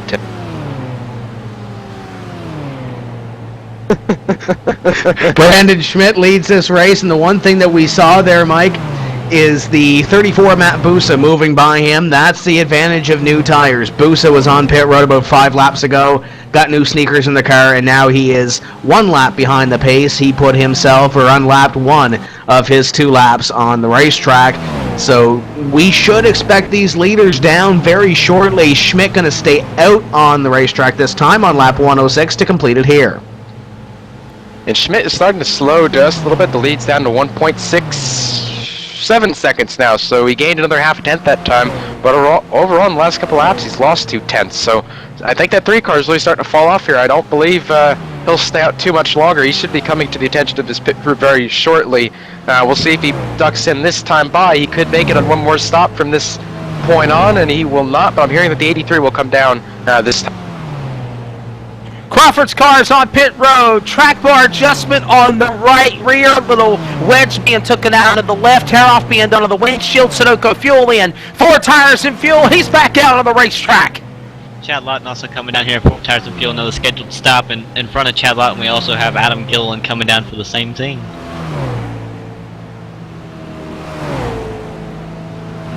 And it looks like Brandon Schmidt will stay on the racetrack for 1 more lap, I believe. If he can keep leading these laps, that'll be an extra bonus point for leading the most laps in this race. If he can indeed hang on to this, that's another 300s tacked onto his lead that time. So now his lead is up to 1.74 seconds over the 97 of Carson Downs. 3rd place is Dustin Montgomery over 5 seconds back. 4th place is Jake Sturgis, 8.4 seconds back. And right behind him is Brandon Cattell, 8.5 seconds back. So the top 5 is very spread out with the start of these pit stops. Looks like Schmidt's going to come in this time, Wesley. Yep, here comes Schmidt's machine. He'll come on to the attention of his crew. They'll take on Ford tires and Sunoco fuel. That number 3 car for the 2nd time in the green. Schmidt's car coming on pit road to the attention of his crew, Justin Schmidt. 4 tires and Sunoco gasoline. And I'll tell you what, guys, this is the 2nd consecutive round of green flag pit stops that are getting ready to occur. This is amazing, Dakota Ehrman, that like less than 40 laps to go, where the heck did it go? It's already flew by. We got green flag pit stops round 2 going on again. Ring the bell. Yeah, Josh Berry, Derek Crone, and Alex Zambrone, among others, were also down on pit road. Also during that time, again, another 4 tire change for every one of those guys. It's too early to take 2 tires. We'll start to at least, like I said, make at least 1 more stop, but I think that we should be good on that 1 more stop. 97 car leads this field around Dustin Montgomery in 2nd, and would you believe that Jake Sturgis is staying out on a long green flag run and possibly trying to conserve fuel? He's out there in position number 3 right now, as he will come up at a corner number 4, and last week's winner will be about 7 seconds behind your leader, Carson Downs. And Jake has a pretty decent pace going right now. He's really right there with Downs' pace. Last time by for Downs was an 11.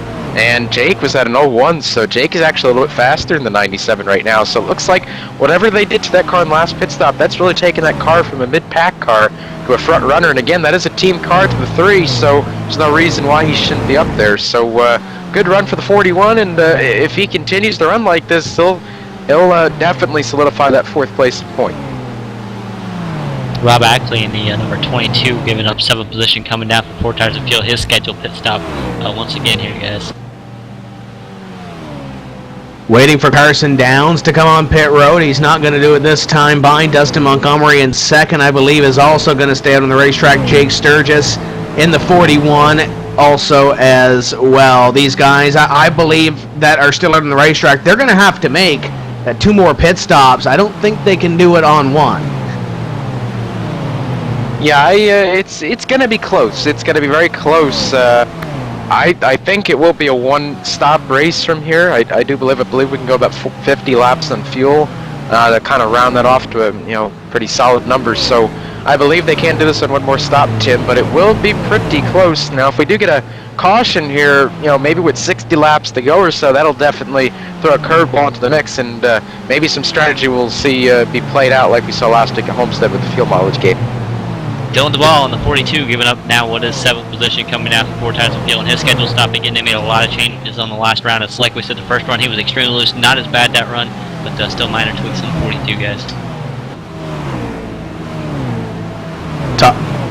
Top 3 still staying out on the racetrack, and with these guys that are staying out, let's say they pit at 120 or so, there's still 80 laps there. They're still going to have to come down for one more, as will these other guys. It's going to be interesting to see what strategy plays out here for these drivers, especially if we do stay green. But as you mentioned, if we do get a caution coming up with about 60 laps to go, could throw a monkey wrench into the plans for some of these drivers. Top 3 going to stay out again this time by, I do believe, Sturgis also going to stay out here. So a lot of these guys playing a little bit of strategy, as Philip Geis has his hands full with a couple of drivers that are on new tires, including former leader Brandon Schmidt. Yeah, this is really killing the 3. Oh, God!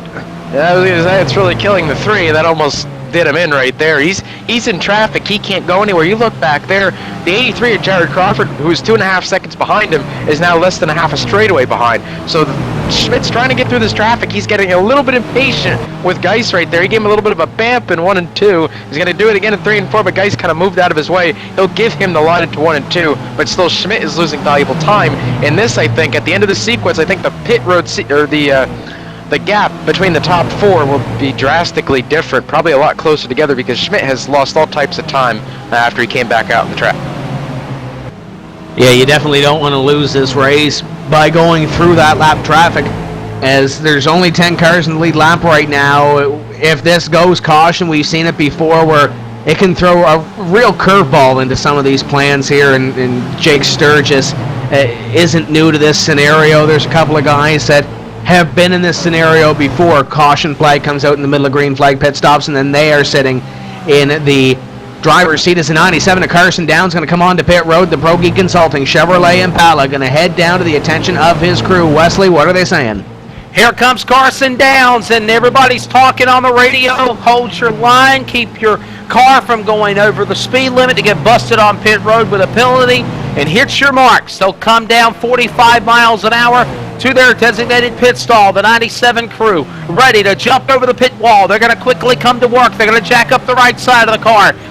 They just had one green flag unsuccessful under about 50 laps. Going to put on the new side of rubber on the right side. Left side jack is up. They're going to put rubber good rails on the left side. Fuel is in. Second can in. Track bar in the right front. He's down and away. Back onto the racetrack. Philip Geis on the 58 in and out, getting at the 6th position just as quick as I believe that was your leader there, Carson Downs. And it looks like Montgomery will take over the lead. The 8 car will get a point for leading a lap, and he'll stay out one more time. So the 8 definitely trying to stretch the field. 41 still out there. Benjamin Burmeister in the 66 still on the racetrack. Buck Berger still out yet to pit. 40. Josh Lawton still out. Brandon Cattell and Andrew Fash, the cars that have yet to pit. And again, this only has 7 cars in the lead lap right now, Tim. If we get a caution, there's going to be a lot of fast guys trapped alive. And they might get a wave around if that does happen, but keep in mind, you got guys back there like Lawton, like Crawford, those guys battling for the championship, and then the other guy that's battling for the championship out in front of this field right now. It would be mighty close if the race were to end now with Jarrett Crawford back in 8th place, Dustin Montgomery in 1st place. It could get very, very close here with some of these drivers. We only have 5 in the lead lap right now, or 6 in the lead lap. Check that. Looks like a couple came down. Josh Lawton coming down to the attention of his crew. Yeah, guys, I just wanted to say that Paul Kashiba and the other driver that you mentioned that had stayed out or was expected to pit had both come down pit road, and now Josh Lawton coming down to his stall, 4 tires of fuel. Just got to hit his marks and get those 4 tires on and get the tank full of fuel, guys.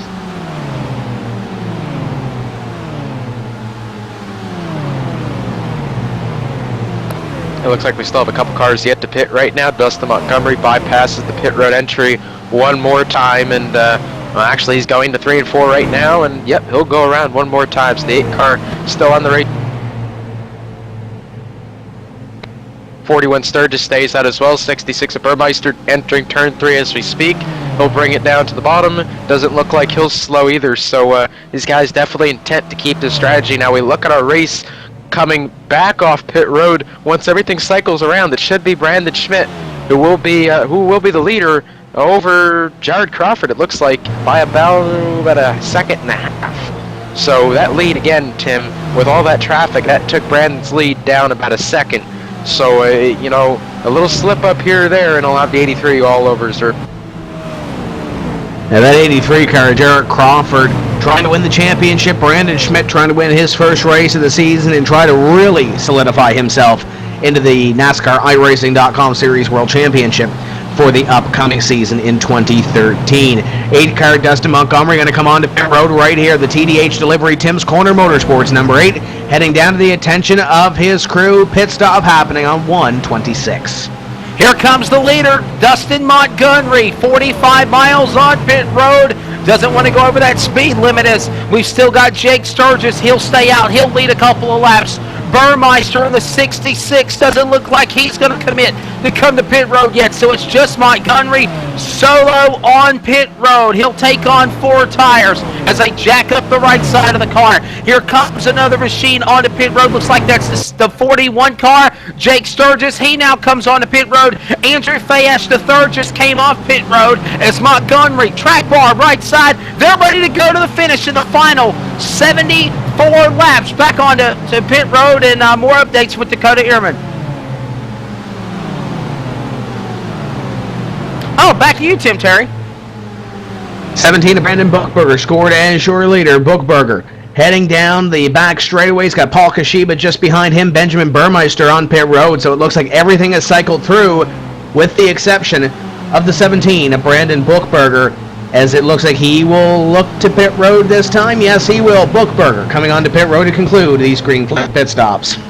Burmeister comes off. Buchberger comes on, and he'll go to his pit stall in front of Dakota Ehrman. Hey guys, coming down for 4 tires and fuel. Not many changes of machine. He's not too happy with it, but there's not much they can do for him right now in that 17 machine. So just 4 tires and fuel, and he's going to hope for the best here and maybe play a fuel game here.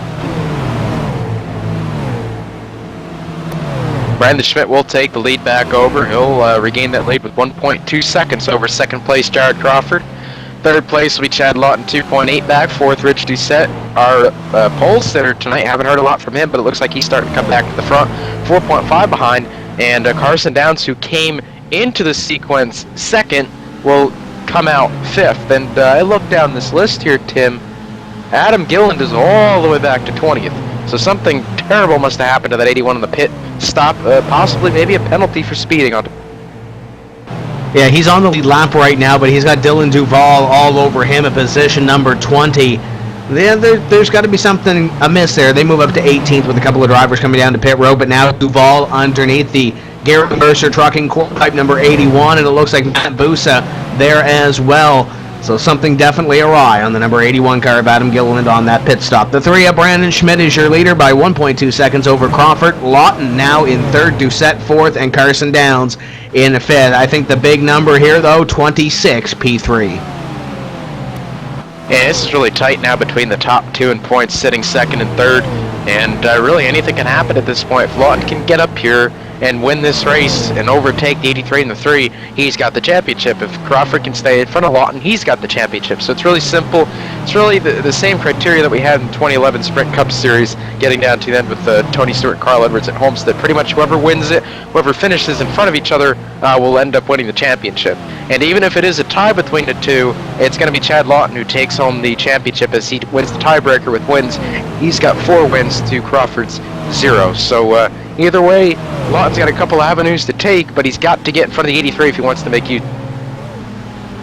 But there's still lots of time to bobble, to make that mistake. We got one more pit stop, and by the looks of this race, we're going green flag to the end, at least right now, knock on some wood, because this race has gone 2 green flag cycles as Wesley saying that he might throw the microphone on the racetrack to bring out a caution, but right now and keep in mind with this series we started 30 cars, 23 currently on the lead lap. Gatula, Fayash, Sansone 1 lap down. Hansen with his problems 4 laps down.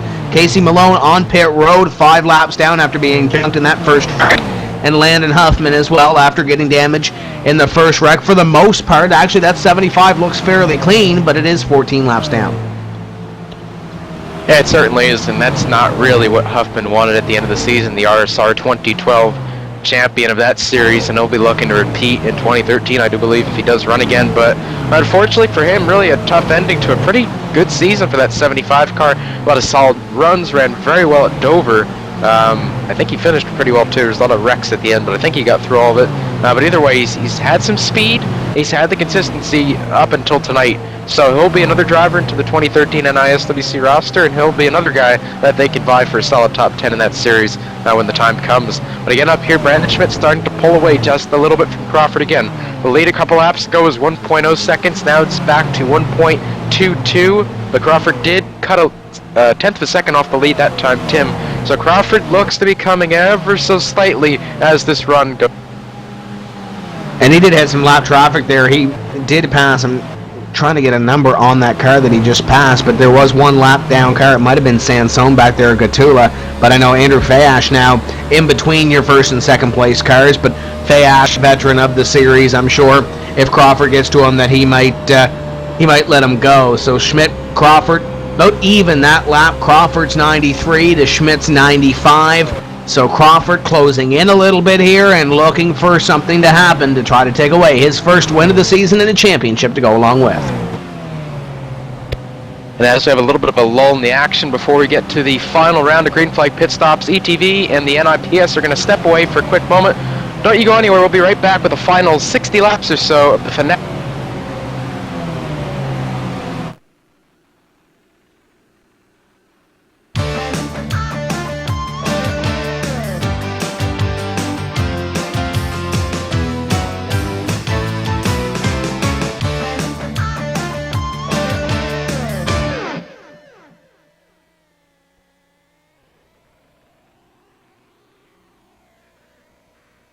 Time is running out. We've got 5 laps to go. Huffman and Vincent battle it out for the lead. Meanwhile, Chad Cole dukes it out for second as they go into turn 2. Landon Huffman coming to a comfortable lead, coming out of 2. He's got about 8 car lengths.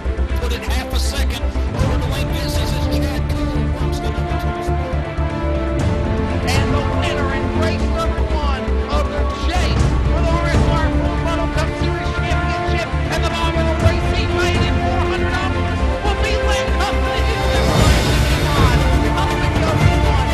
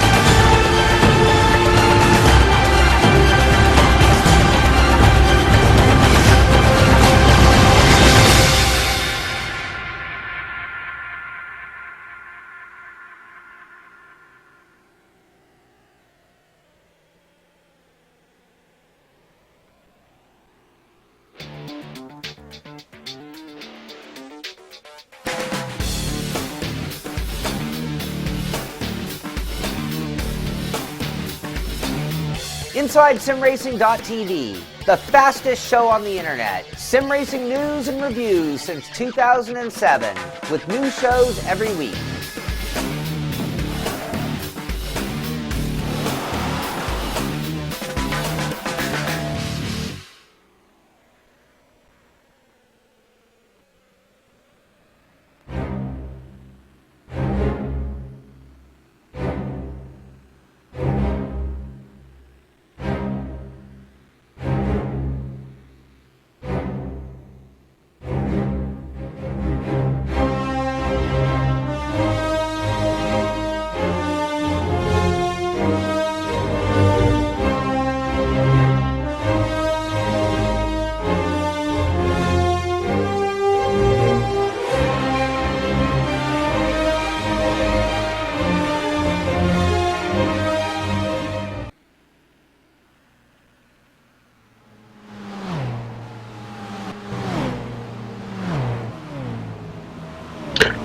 Welcome back to the NASCAR iRacing.com Pro Series round number 10 at the Charlotte Motor Speedway. Brandon Schmidt, your leader. Jarrett Crawford now within 1.1 seconds.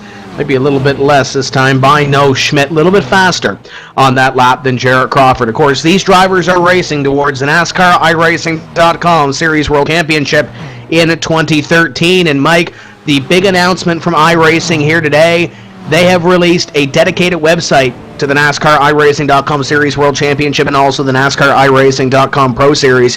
You can find that at WCS.iRacing.com, stands for World Championship Series, WCS.iRacing.com, where you can also find the 2013 NASCAR iRacing.com Series World Championship schedule. Because of the Gen 6 race car coming out a little bit later than anticipated, brand new car for iRacing, the same car that's running the Sprint Cup Series. You'll have the option between Chevrolet and Ford. That series is going to start a little bit later. I believe the start date on that is March 12th. So a little bit later than expected, but brand new website. And I heard you've got your own page over there, Mike? We all do. I'm not special or anything, but we all do. I do have a nice shiny silver trophy. Show that I finished second last season, and Ray's got a couple big gold ones for his two championships last 2 seasons. But it's a really cool website. We all have our dedicated pages. You got a pretty picture of myself up there if you want to go check that out.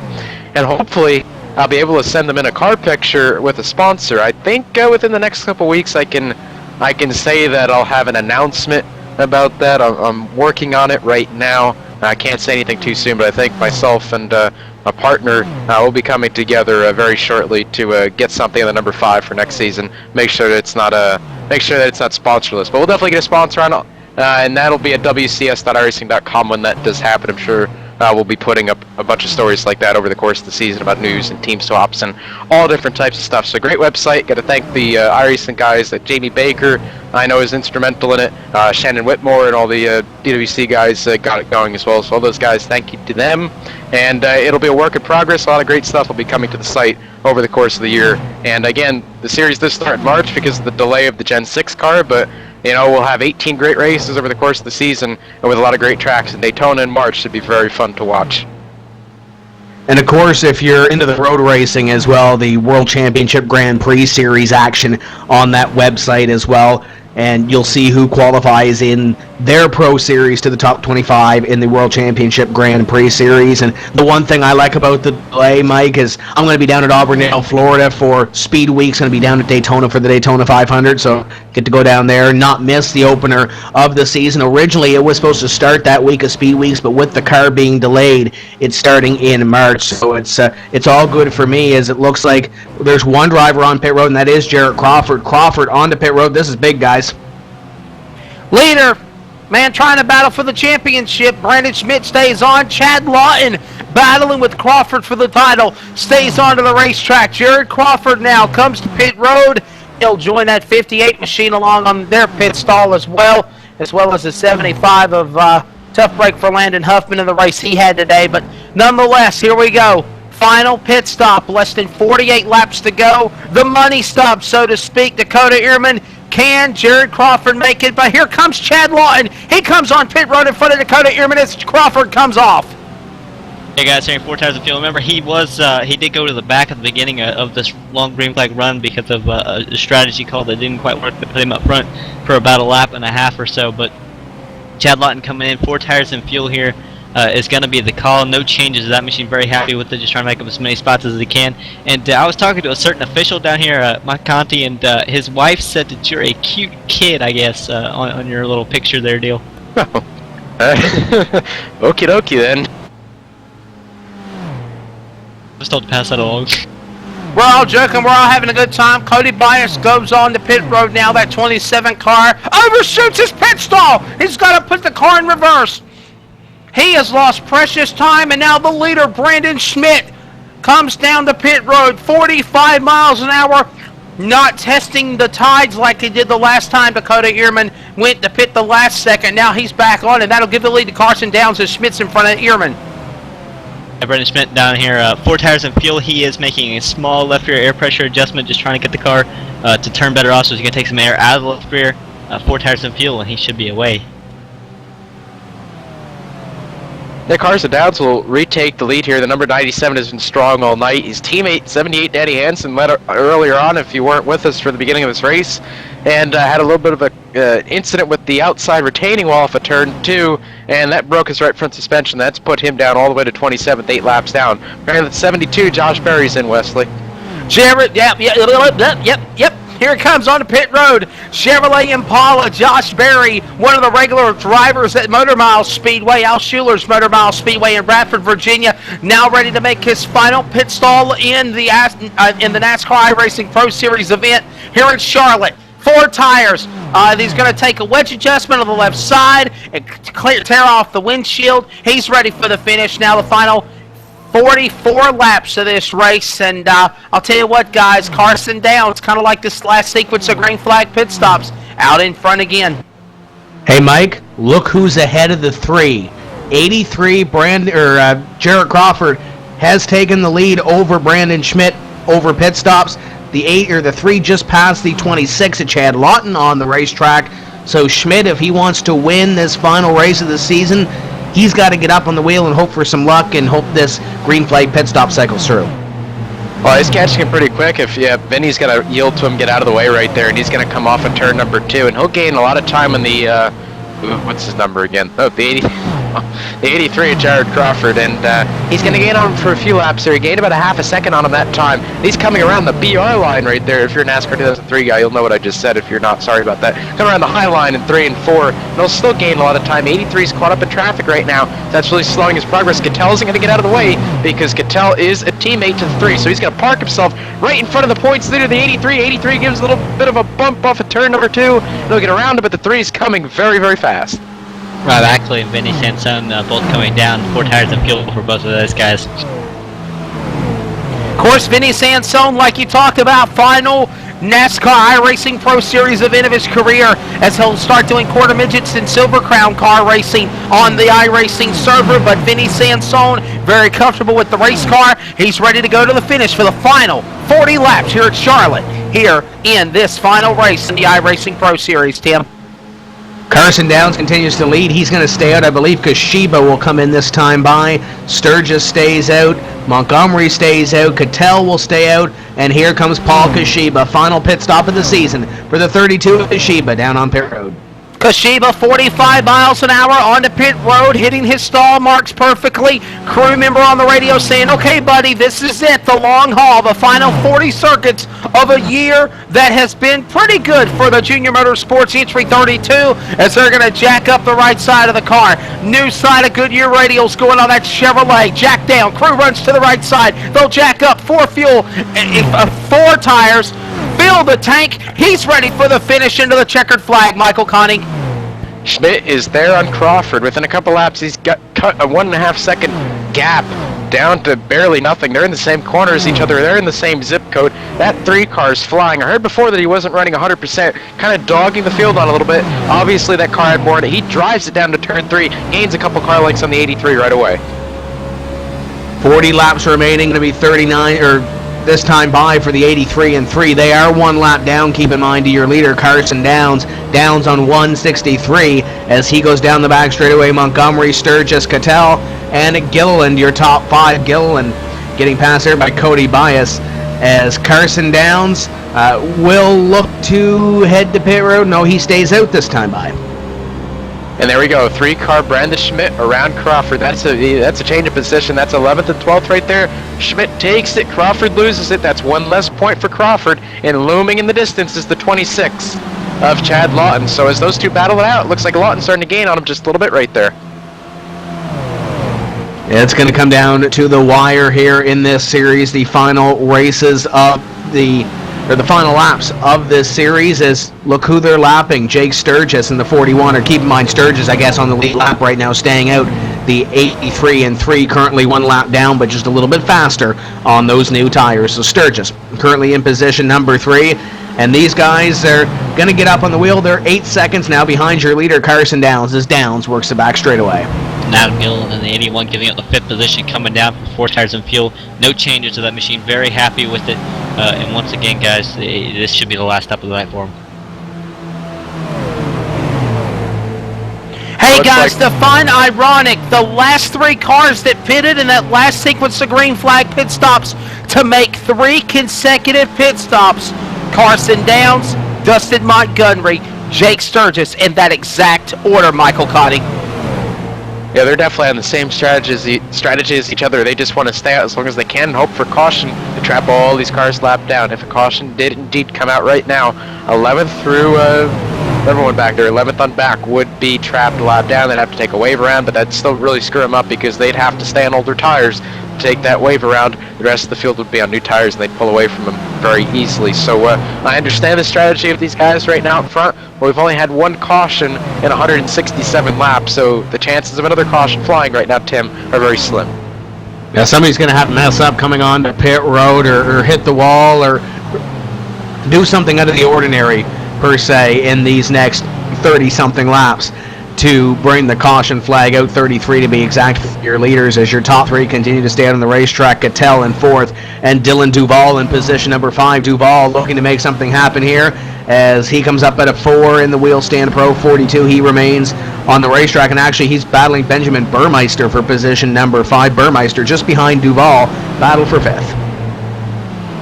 Yeah, great battle right now. Duval showing some strength at the end of this race. Really not the race that he wanted. Probably not going to make it into the 2013 NASWC. But for him, he's running in the top 5 right now, albeit it is on strategy. But looks like he's got that car pointed in the right direction.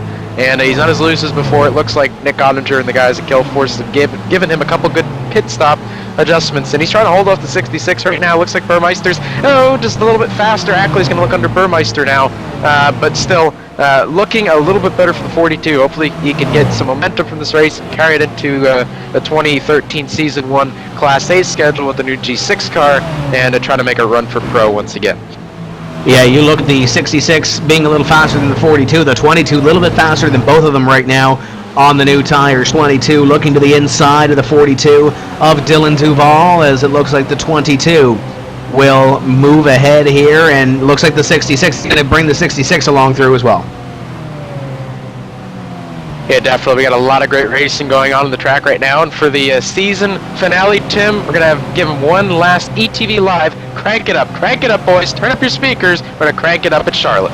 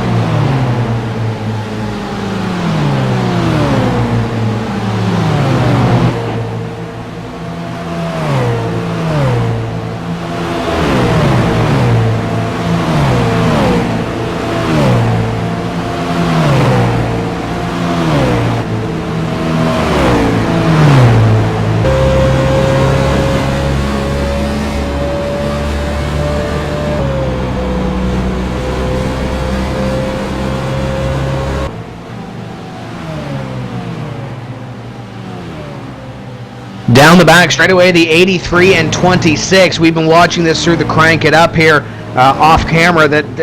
What a great battle here, guys. And the 83, 26 been all season long. This is going to come down to the final laps of this season. If the 83 can stay ahead of the 26 or finish one spot behind, given that that spot isn't first and second, it's going to be Crawford's championship. Yeah, it's going to be really close. I'm not sure if Crawford has led a lap yet. I believe the 26 Lawton has. So that'd be an extra bonus point right there, Tim. You're telling me that they both did, so again, that would equal it out. But either way, either Lawton has to finish 2 spots ahead of him, or Lawton would have to win and Crawford would have to finish second, or something with a bonus point would have to come in right now. And it looks like, unfortunate for Lawton, fortunate for Crawford, those 2 cars have separated themselves from the next car running for position, which would be Doucette, who is just entering turns number 1 and 2 right now, and Lawton and Crawford are down the backstretch, so that's a big gap back to Doucette, and I think without a caution, I don't believe Crawford would really fall that far back.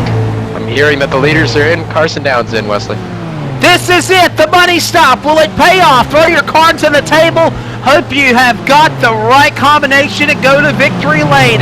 Carson Downs now gives up the lead to Montgomery and Jake Sturgis. He'll creep and crawl 45 miles an hour all the way down to the front of pit road to pit stall number 5. They're going to jack up the right side of the car. Talking about no changes whatsoever. He likes the car the way it is. Brandon Cattell behind the leader that came on Carson Downs in front of Dakota Ehrman. That's going to be Brandon Cattell, Dakota. Yeah, guys, Spotter coming on the radio telling him to keep it 45 miles per hour down pit road to keep it real easy. He said, "Help me turn in the center," and that's a quote there. He is very tight in the center. For some reason, they're trying to make a small air pressure adjustment in the right rear, try to help him turn center off. Hopefully, he can get that car rolling, guys. And now we're down to 2 cars that haven't pitted.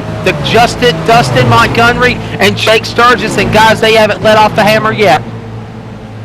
And actually a couple cars behind them as well. Burmeister, Lawton, Bookberger have not come down pit road. Fay Ash as well, I believe, still on the same strategy. A little bit farther behind, trying to save a little bit more fuel, but I don't think they're going to be able to make it to the end on the fuel that they have in their race cars, even if they're saving a lot more than the rest of these drivers did. Montgomery Sturgis, top 2. Montgomery is going to bypass the mouth of pit road this time and complete 178.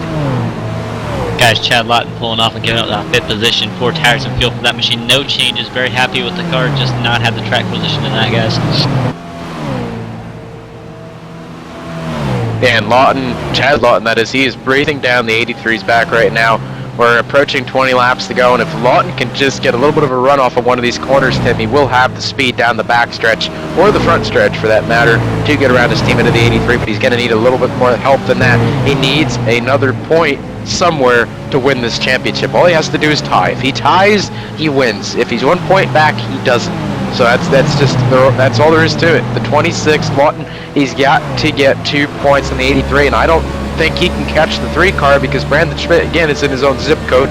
Looks like he's really unleashed everything that car's got. He's pulling away from these guys really quick. And then behind them, like I said, Rich Doucette is quite a way back at the track, back from the 26 and 83, so it looks like the 83 won't lose a point there. So it just really, for Lawton, he's got to really be hoping for a caution right now to get that extra point to win this championship. Yeah, we were talking about it in the server, in the in-game chat. I don't think Crawford has led a lap. I thought he did through that cycle, that first cycle of green flag pit stops, but it looks like he is without that extra bonus point compared to the number 26. So if Lawton can get that run and get the position, it could be a tie, and it should be the championship for the 26, albeit highly unofficial until Iracing stats update and give us that magic number. And I'm sure that that'll be just a few moments after the race, so we'll keep that in mind as we work through the final few laps. 20 laps remaining in this race, and actually 19 for the leader, Dustin Montgomery. Montgomery in the 8 car, still on the racetrack, but not for long. Here he comes on the pit road, leader, heading down to pit road on lap 182. And here comes Dustin Montgomery. He'll come on to pit road, that number 8 car, for the final time. As you look at an onboard shot of the driver as he now comes to pit road, he'll pass Andrew Fayesh the 3rd. That driver was given up the top 10. He's 1 lap down. And you see on the end car of your leader, Dustin Montgomery, he comes to a stop. You'll notice the crew come to work. Final pit stop of the race. This is it, guys. You got to make it pay off. This gives Jake Sturgis the lead with 17 laps to go. Can he hold on to the checkered flag as now Montgomery gets ready to pull away? Tell you what, guys, something unique there was he missed. I think he was trying to change the call and ended up not getting into his pit stall all the way. Had to move forward before they could service the car. Then he only took 2 tires, guys. We've seen this story play out before. Jake Sturgis trying to win a race on fuel mileage. Heck, we've seen it last week. We've seen it at Las Vegas for the NASCAR iRacing.com Series World Championship. But the question is, can he really stretch it another 16 laps? If he can do that, then he's got something figured out that everyone else doesn't, because that'd be a long way to go on fuel. He has had a bunch of runs to save fuel, but I mean, that would really be something if Sturgis could pull this off. I don't really know how he could, but then again, you know, that's his thing. He's really great with the fuel mileage, so maybe he's got something figured out. But I mean, I think we really... Here he comes. Okay, he doesn't have anything figured out. We have it figured out down to Wesley. Yeah, I think he threw in the towel if he had something figured out. All that talk goes out the window. And the caution flag is out. Oh, no. Jake Sturgis caught on pit road. This is costly, Tim Terry. And he overshot his pit stall as well. Tough break for him, and we're being told it's Matt Whitten that brings out that caution flag. And you really don't want to be that guy, Mike, but it looks like he and the 72 of Josh Berry get together, and it looks like to me the 69 got a little bit loose coming up out of corner number 4. He gets into the 72, and I think the 72 is going to crank her left.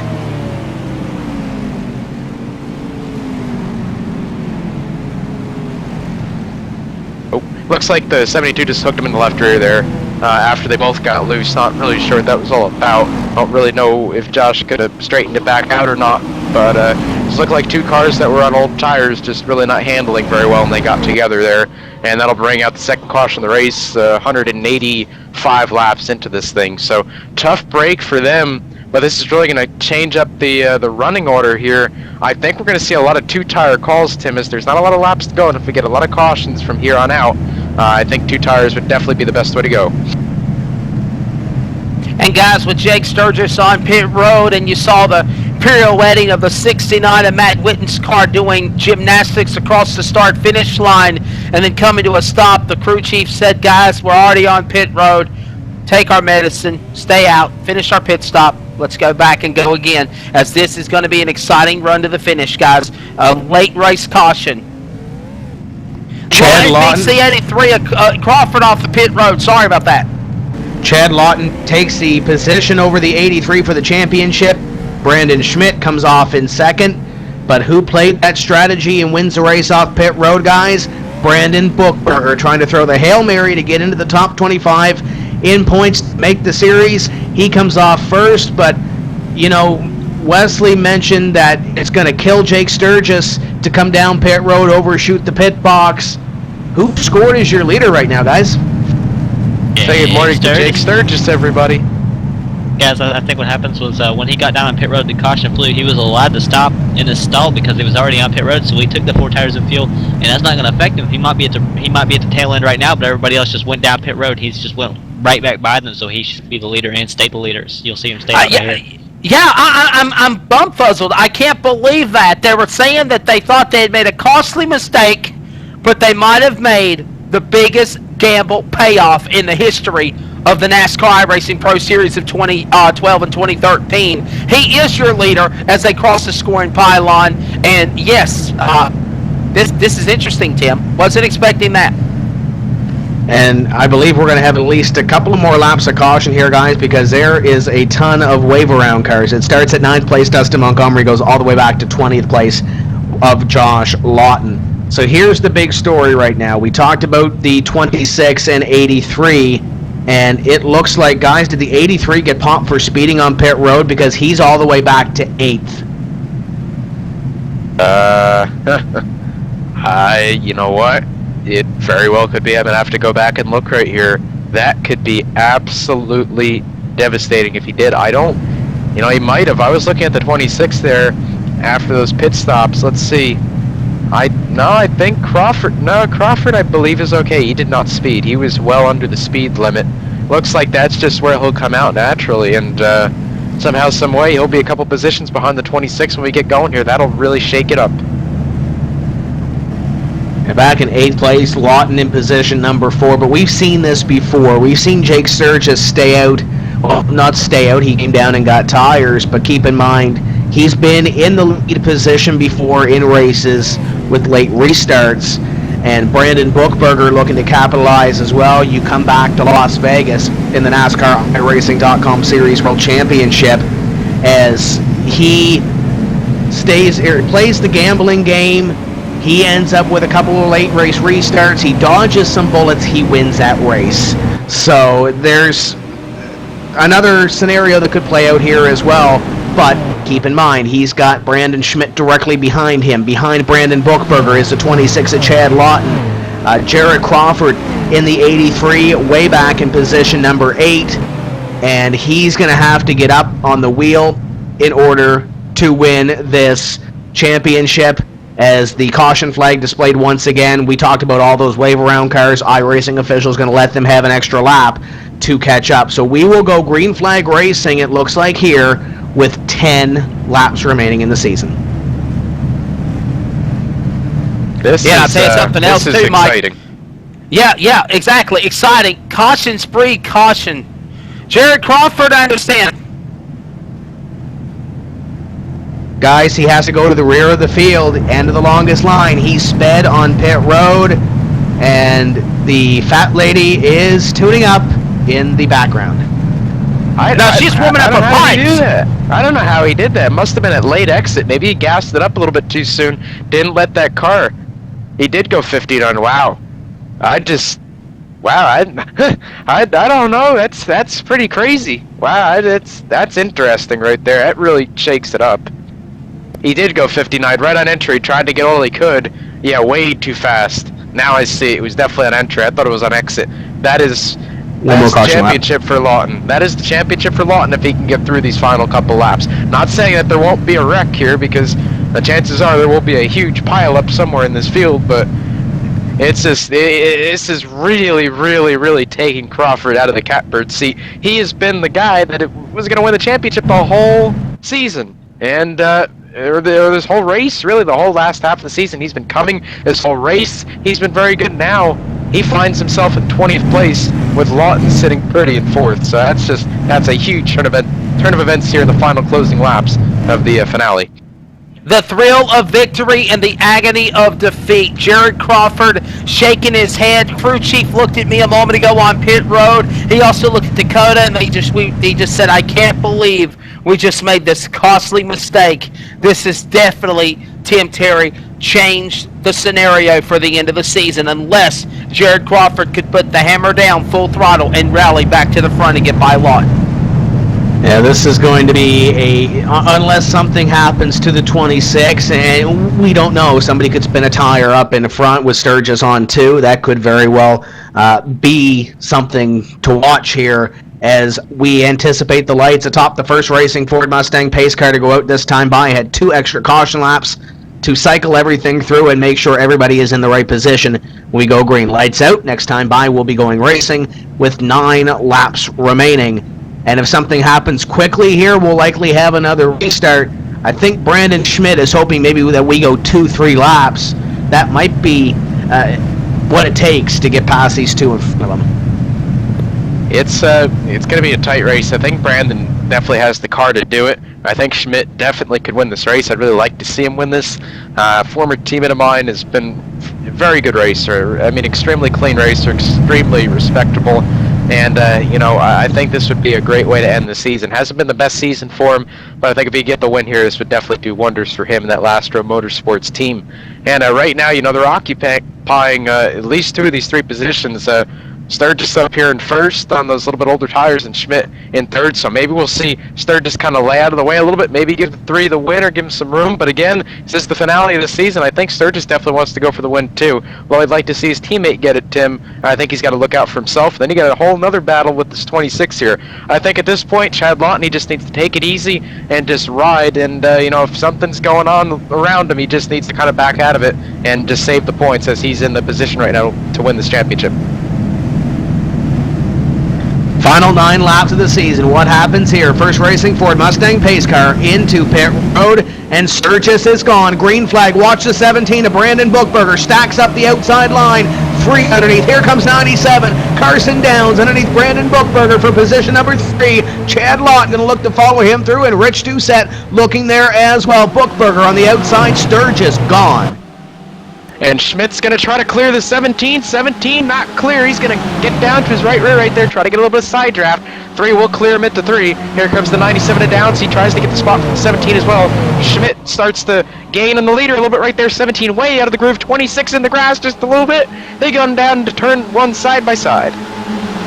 26 the inside of the 17, the 96, 27. Cody Bias, where did he come from? Bias up to position number 7 and closing in on what could be a top 5 finish to close off this season. Doucette looking at the number 17 of Bookberger for the spot as the number 26 tries to run away with this championship. Meanwhile, up in front, here comes the 3 of Brandon Schmidt. Sturgis trying to hold on for a couple more laps. This is gearing up to be Las Vegas all over again. This is going to be our Las Vegas of this season. 2 cars going for the win with less than 8 laps to go, but I think the 3 is a lot quicker than the 41. He looks to the bottom right here, doesn't get quite the run off the corner. A little bit of blocking going on back in the pack. Doucette throws the block on the 27. 3 already around the 41. He'll get by him easily. The battle will be for the 5th position going through 3 and 4. 17 on the outside, Doucette going to take the spot, as will the 27, and Philip Guy's going to look at it as well. Keep a half eye on the battle for 3rd, 26. All over the 97 of Carson Downs with the 83 in position number 18. The 26 trying to come home with the championship and lots of podium position to boot. 1:95 being worked on the board, this time by 5 to go. And the battle for the 2nd place is really starting to close up right here. Carson Downs is right in the back of the 41. 26 gets a great run off the corner right there. Looks to the bottom of the 97 of Downs. Not going to happen, but the 97 gets a great run. He'll take it to the bottom of the 41 into turn number 1. Throws it down in there. Hooks the white line. Here they come. Side by side through 1 and 2. 41 gives a little bit of a pinch right there. Downs has to back out. That leaves the door open for the 26. A little bit of a block right there. 26 goes for 3rd into 3. He's not riding, Tim. He's going for the win. Yeah, he wants one more win on this season. Rich Doucette behind him, and keep in mind, he's thinking that at 83, he's way back 17th, 18th place. Don't need to worry about him. This is my championship. Let's win a race while we're at it. 26, gonna pick up the spot on Carson Downs, and here comes the 96 of Rich Doucette. Keep in mind, he sat on the pole, and he's looking for a top 5 finish to finish it off. Yeah, and Brandon Schmidt is gone. Half a second away from the lead. He is pulled away from the 41. This is Schmidt's race to lose at this point with less than 4 laps to go, coming to 3 at the line. If we get a caution right now, Tim, the race is over. So the 3 car, Brandon Schmidt, looks to be in the best position right now, but the race for 2nd is not winding down. 26 and 41 go nose to tail through 1 and 2. 41-26, this is the battle for position number 2. Sturgis trying to hold on to the spot. The 26 wants by him. The 96 behind him is Cody Bias. Looks to take a spot on Carson Downs for position number 5. If you're the 26, you know that championship is here. How bad do you want 2nd place? This time by, sticks in the air. 2 to go for your leader. 2 to go. He'll look to the bottom right here. 41 gives a little bit of a block. Cuts his nose off. They continue. Single file right there. Oh, 97 into the wall in the back. And he's going to get way out of the groove. He'll gather it up. He'll keep it straight. He loses a couple positions. 97 probably back outside the top 10, but the race is still up here for 2nd. 26, 41, throw the 96 in as well. 26 backs up the corner, gets a great run out of turn number 4. Brandon Schmidt, however, comes to the line. 1 to go. White flag. White flag, final lap of the NASCAR iRacing Pro Series season for 2012-13. 26 and 41, also 96. Battle for position number 2. Down the back straightaway for the final time. 26 flashes the nose on the inside of the 41 of Jake Sturgis. Up in front, it's all Brandon Schmidt. Number 3 will come up at a corner number 4. He will win his first NASCAR iRacing.com Pro Series victory. Your champion for 2013 is the 26 of Chad Lawton, barring any sort of post-race implications. 26, he's really dominated this season, and he has made a stake. He deserves his championship. Now the next question, can he win $10,500 in 2013?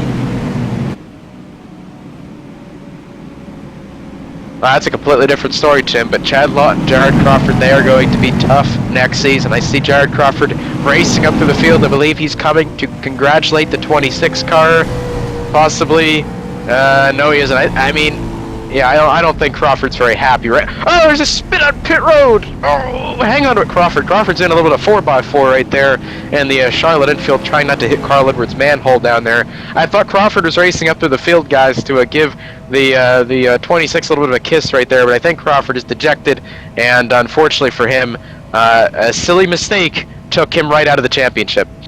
Hey, gotta give him a rally though, Tim Terry. He came from 20th to 13th at the checkered flag. Just ran out of time. And I do want to say, I mean, he was working on about 2 more spots right there side by side in front of him, and he actually he got blocked, and they ended up making contact though. And one of the guys that was racing, that was Benjamin Burmeister, and Benjamin ended up getting turned around. Not doing it Crawford, I don't believe, but Burmeister was not able to finish where he was running. His time was actually ended up 20th, the first car went down. Lawton Meanwhile, and yeah. Schmidt. Yeah, I was going to say, Tim Terry, Chad Lawton scaring me and Dakota. We got to run up the pit wall. He's doing donuts in the pit area. And he's back on the front straightaway, and that's going to do it because the motor has expired on the Gary Mercer Trucking number 26 champion for 2013 in the NASCAR iRacing.com Pro Series. Brandon Schmidt, your race winner. We're going to step away for just a few moments and come back with the post-race show. Don't go away.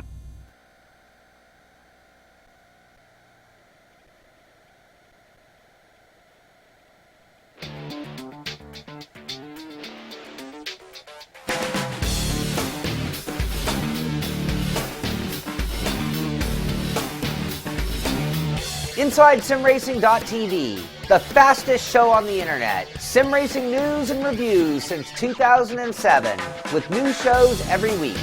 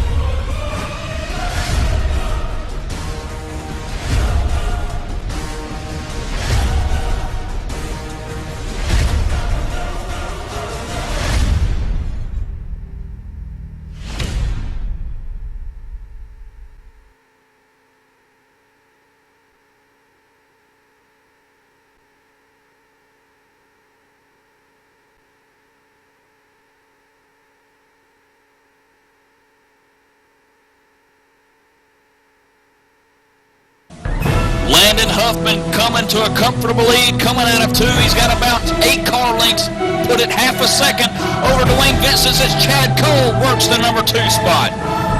Time is running out. Vincent's got it. Cole wants it to the wall. Chevrolet puts the bumper to the 13 of Vincent. Vincent not backing down. He's in second. You know, when we got one car on the bottom of the 10 car.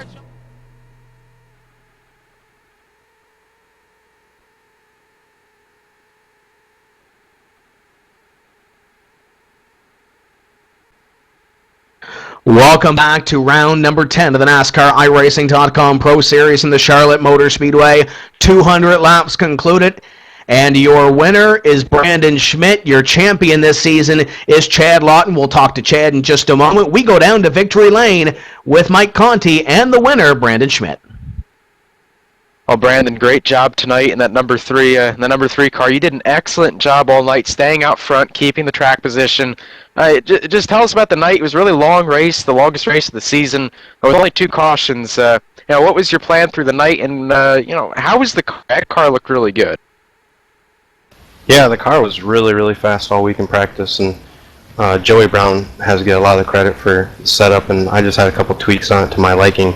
But Lee Herron and Nick Morris and the whole team, I mean, they kept me cool. I was making them pretty mad with all my worrying and everything, and how the strategy wasn't going to work out and everything, and I didn't like pitting with 20 laps of fuel left, when I had to pit with the rest of the guys, but it was the right strategy, and I've been close to winning not these pro races, but these big strength field races before. I can never close a deal, so it feels really good. Now, we all know that you made a move from teams, from Schmidt and Chassis Works to Lastro. Just quickly tell us, just how has that really helped your performance, and what has Lastro really given you to get to this point where you can start winning pro races? Well, Schmidt was a really good team, but I just felt like it ran its course, and I wanted something new, and Nick Morris wanted to bring me on over at Lastro Motorsports, and it was a hard decision, but I'm glad I did it, and all the guys over there, we really click and get along and work really hard on the setups all week, and it's just a great team to be on. And I really got to thank Dylan Schmidt for sponsoring me, Unique Signs, and also Gary Mercer Trucking. I forgot to have them on board last week because I switched teams and everything, so I want to apologize to him for that, and I'm glad we got it back on the car for this race. So winning the last race of the Pro Series season, that's definitely a momentum booster for you. Tell everyone that's watching, how is this going to boost your performance going into Daytona for the 2013 NISWC season opener? It gives me a lot of confidence. I've been down on myself all Pro Series. Was ready to quit about halfway through because it seemed no matter what I did, if I started in the back or towards the front, I always find a way to get in someone's mess or something like that, or internet connections or something. So it feels really good to get my first top 5 and a win, in the last race. And I know the competition is going to be a lot harder, DWC, but this win, makes me feel like I can actually run with these guys up here there, like Jerry Crawford and Chad Lawton, the whole Wheelman Incorporated team that is always up front all week, and it gives me a lot of confidence knowing that if I work hard and hit on something, then I can run up there with them. I know you have a lot of guys to thank back at Last Row and Unique Signs and Designs and all of them. Just one more time, tell everyone that's watching who makes it happen for you. Like I said earlier, Dylan Schmidt, Unique Signs and Designs, and Gary Mercer Trucking, and everyone at Last Row Motorsports. And I also got to thank the guys at Schmidt and too for the first half of the Pro, and they helped me a lot too. So all around, I got to thank everyone on Last Row too for this race. I had a lot of them on my channel, and a lot of them, like Jake and everyone, they worked with me really well during that last end of that race and everything, and other teammates during that race, they helped out a bunch too. Then I also want to thank you guys too. I can't forget you guys. You guys make it so fun to be able to do this and to watch the broadcast later after the race. It's fun. It's just like TV to me. Well, glad we can please you, Brandon. Awesome job tonight. Great driving, and we'll look for you, the season opener at Daytona in a couple months in March. Down to Tim Terry, who I believe is caught up at second place man Jake Sturgis.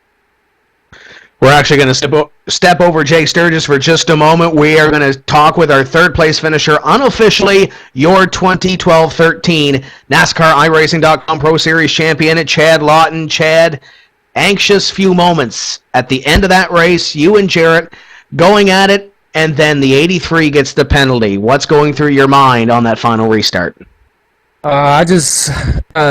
Now the iRacing threw that extra caution, which kind of put Jared way back in the pack where he should have been 8th in the first place, and I knew if he was 8th, he still had a shot because he was faster than I was on the short run. But what happened was we got that caution. We had to race to pit road and kind of had to almost speed to the point where me and Jared knew we have to beat each other off of pit road for whoever was going to win it, and Jared just sped down pit road, and I was lucky. I almost sped, and lucky I didn't get a black flag, and that's pretty much what summed it up.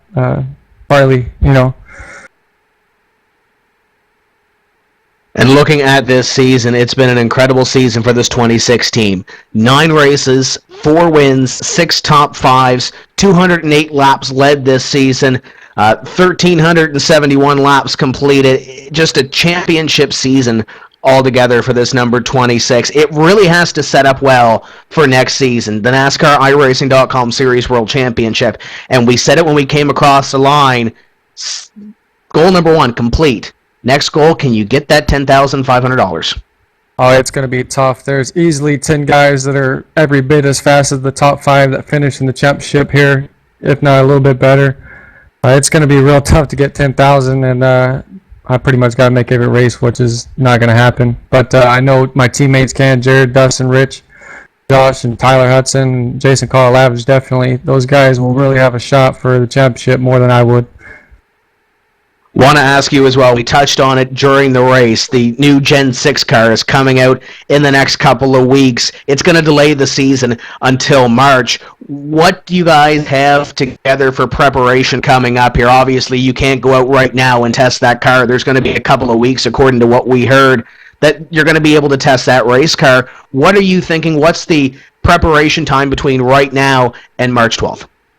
Well, right now it's rest time for a good few weeks, maybe a month, and just enjoy getting back to just sim racing and having fun, and not have to test all the time. But I definitely know when we're able to practice that G6 car or at any point, I know our team will get down to it, and we'll practice our butts off, try to get the best setups for every week. And I know most definitely we'll be getting hopefully some good feedback for the car, and hopefully it's a good car, better than this one. And the next question would be Ford or Chevy. That I don't know. I'm a Matt Kenseth fan, and he drove a Ford. I think he still drives a Ford, or he drives a Toyota now. So I don't know. I might stick with Chevy. Before we let you go to celebrate this championship here, shout-outs, anybody you want to say hello to, crew, sponsors, let us hear it. Oh, definitely Brennan Mercer and Gary Mercer Trucking for sponsoring me all season. Definitely great to have them on board. Tim's Challenge. It was awesome that we got to get that going this season for the Pro Series. JDR Graphics, you guys here at ETV, and then I got Josh Lawton. I want to thank all Wheelman, Jared Crawford, Richard Doucette, David Cater, Johnny Housley, Tyler Hudson, Dustin Montgomery, Jason Karlavich. Everybody pretty much helped my progress in getting this championship and bringing her home. There is your champion for 2012-2013 in the NASCAR iRacing.com Pro Series, Chad Lawton, and he will be one to watch for $10,500 in the NASCAR iRacing.com Series World Championship in 2013. Wesley Outland has caught up with your runner-up in the championship, Jarrett Crawford. Well, like I said, the thrill of victory, the agony of defeat, strolling down here along pit road, the 83 Chevrolet of Jared Crawford. Jared, seemed like everything was going perfect for you. I know you and Chad Lawton were right there neck and neck with one another on the racetrack, and then the penalty for speeding on pit road. Talk about it. First off, I want to thank Dustin Montgomery for the setup. I had a setup I was going to run, and he came up with one a little bit better right before the race. And, I didn't like it at all. I kept getting really tight, and Chad wasn't. And with Chad's early staying out mistake, it put me ahead almost the entire time, even though he was faster. And I knew if I could just stay in front of him and we could go green, I could baby it enough to maybe have enough tire to keep in front of him. And I don't know, that caution really hurt me. And then I sped on pit road like an idiot, but I was trying everything I could to just get as big a gap to Chad as I could, because Chad seems to have flawless pit stops, and I knew if I had a crappy one, I needed a big gap. Well, obviously, don't look at it as the second place is the first place loser, but I mean, the bright side is you are second in the NASCAR iRacing Pro Series points, and also you are one of the 25 drivers that'll make it into the DWC coming up in March at the World Center of Racing at Daytona for that $10,500 championship pay in the NASCAR Official Drivers World Championship. Does that kind of make things a little bit bright side for you? Oh yeah, I'm still very happy and proud to finish second, runner-up, to see Chad do what he's done this season, get 4 wins, 6 top 5s, everything he's done, winning all them races in the championship, and having Dustin right there in third. I'm not disappointed by any means. I mean, I'm frustrated with myself over a silly mistake, but I did everything I could all season to make sure I had the best shot possible, and I don't know, I'm looking forward to DWC, hopefully minimize some of these silly mistakes and just do what I did this season, maybe not win races, but just top 5 them to death. Well, Tim Terry, there's the thoughts of Jared Crawford of the 83 Chevrolet Impala. A little disappointed being not the champion, but he's optimistic, getting ready for the DWC coming up in March at Daytona. Thank out your sponsors, Jared, before we let you go, buddy. Yeah, gotta thank Wheelman Inc. for all the setup help and everything that they do. Chad Lawton, Richard Doucette, Josh Lawton, or Lafton, as Nim says. All them guys. And also like to thank Tim Terry for the Tim's Corner Challenge. I don't know how the points stand up in that, but I knew going into this race I had a pretty big lead. I don't know how that turned out, but I'd like to thank him. And yeah, that's it. Good season. Yeah, I believe that they're saying possibly unofficially you might be the Tim's Corner champion. Sauce, does that make you feel a little bit better? Of course. Anything that you win, it makes you feel better. No doubt about it. Jared Crawford optimistic after a disappointing pit road speeding penalty cost him, but he is second in the NASCAR iRacing Pro Series and gets ready for the DWC, the Drivers' World Championship in March at Speedweeks in Daytona. Now, coming up in March, so let's go to, I believe, Mike Connie has caught up with the runner-up, Jake Sturgis. What a great race. So Jake, last week's winner at Homestead, looked to almost have this thing won again. Jake, you run a little bit of a different strategy the whole race. Tell us about the strategy and really why you decided to stay out longer and be on a completely different pit sequence than 75% of the other 75% of the rest of the field. That last run there, I was just gonna pit as late as I could. I think there was 15 to go. I was gonna take the minimum amount of fuel I needed, like 5 gallons and 2 tires, and I think I would have got a top 10, maybe top 5. I would have liked to see how that shook out. But as soon as I got down on pit road, the caution came out, and instead of going through, I just took my 2 tires and my fuel. I wouldn't have even made another lap and restarted in the lead because everybody else pitted under the yellow, took 4 tires, and I knew the key there was just to get a good restart, which I was able to do, but Schmidt on 4 tires, he was the fastest car all race, and as soon as he was coming, I let him go and just tried to follow him, and then Chad was right there. He was fast too, but he didn't quite have enough laps to get by. Now, Jake, coming off of a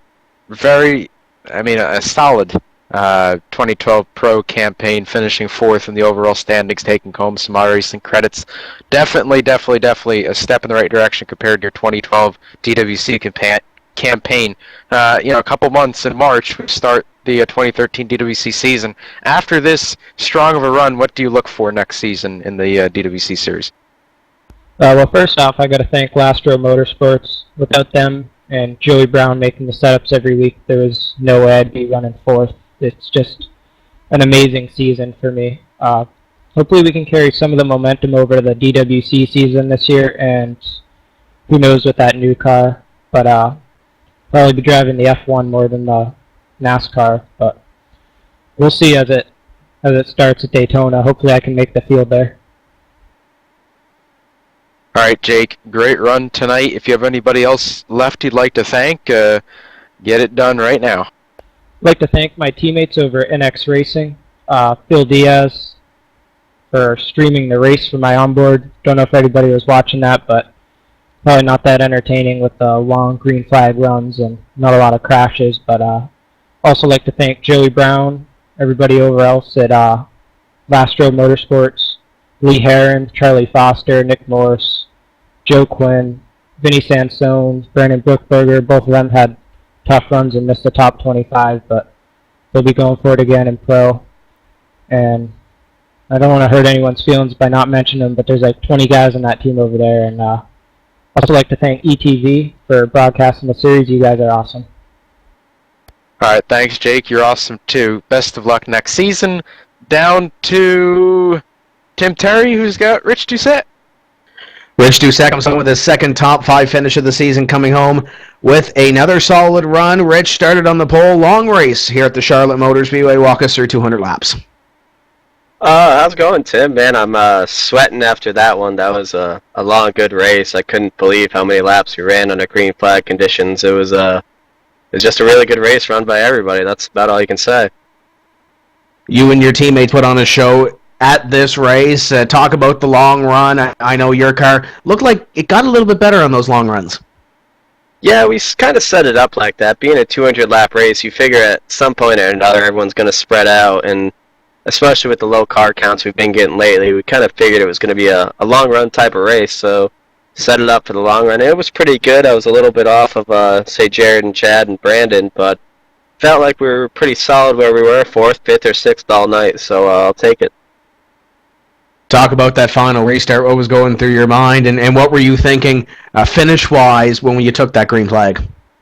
It was a little crazy. It was a little hectic on TeamSpeak because Jared, unfortunately, with the delayed cautions, got kind of screwed and had to let all the wave-by cars by, so we were talking about that, and I ended up with Chad right in front of me and didn't really want to make a move on him, just didn't want to mess things up for him, so I was just taking it easy. I thought I maybe could have got 2 more spots out of it and finished 2nd, but it's good to see Chad get the championship, and we'll take 4th. That's not a bad finish at all.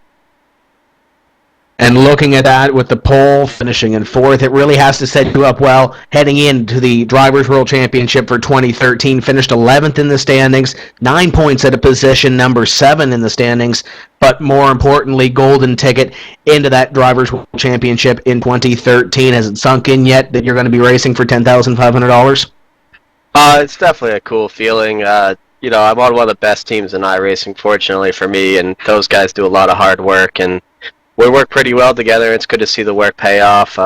It feels good to be locked in.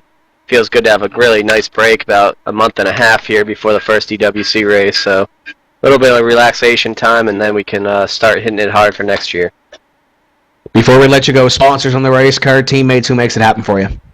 Like I said, Wheelman Incorporated, all those guys. I don't want to single anyone out because I'll forget someone. So just all Wheelman Incorporated. I'd like to thank JD Laird over at JDR Graphics. Follow at JDR Graphics on Twitter.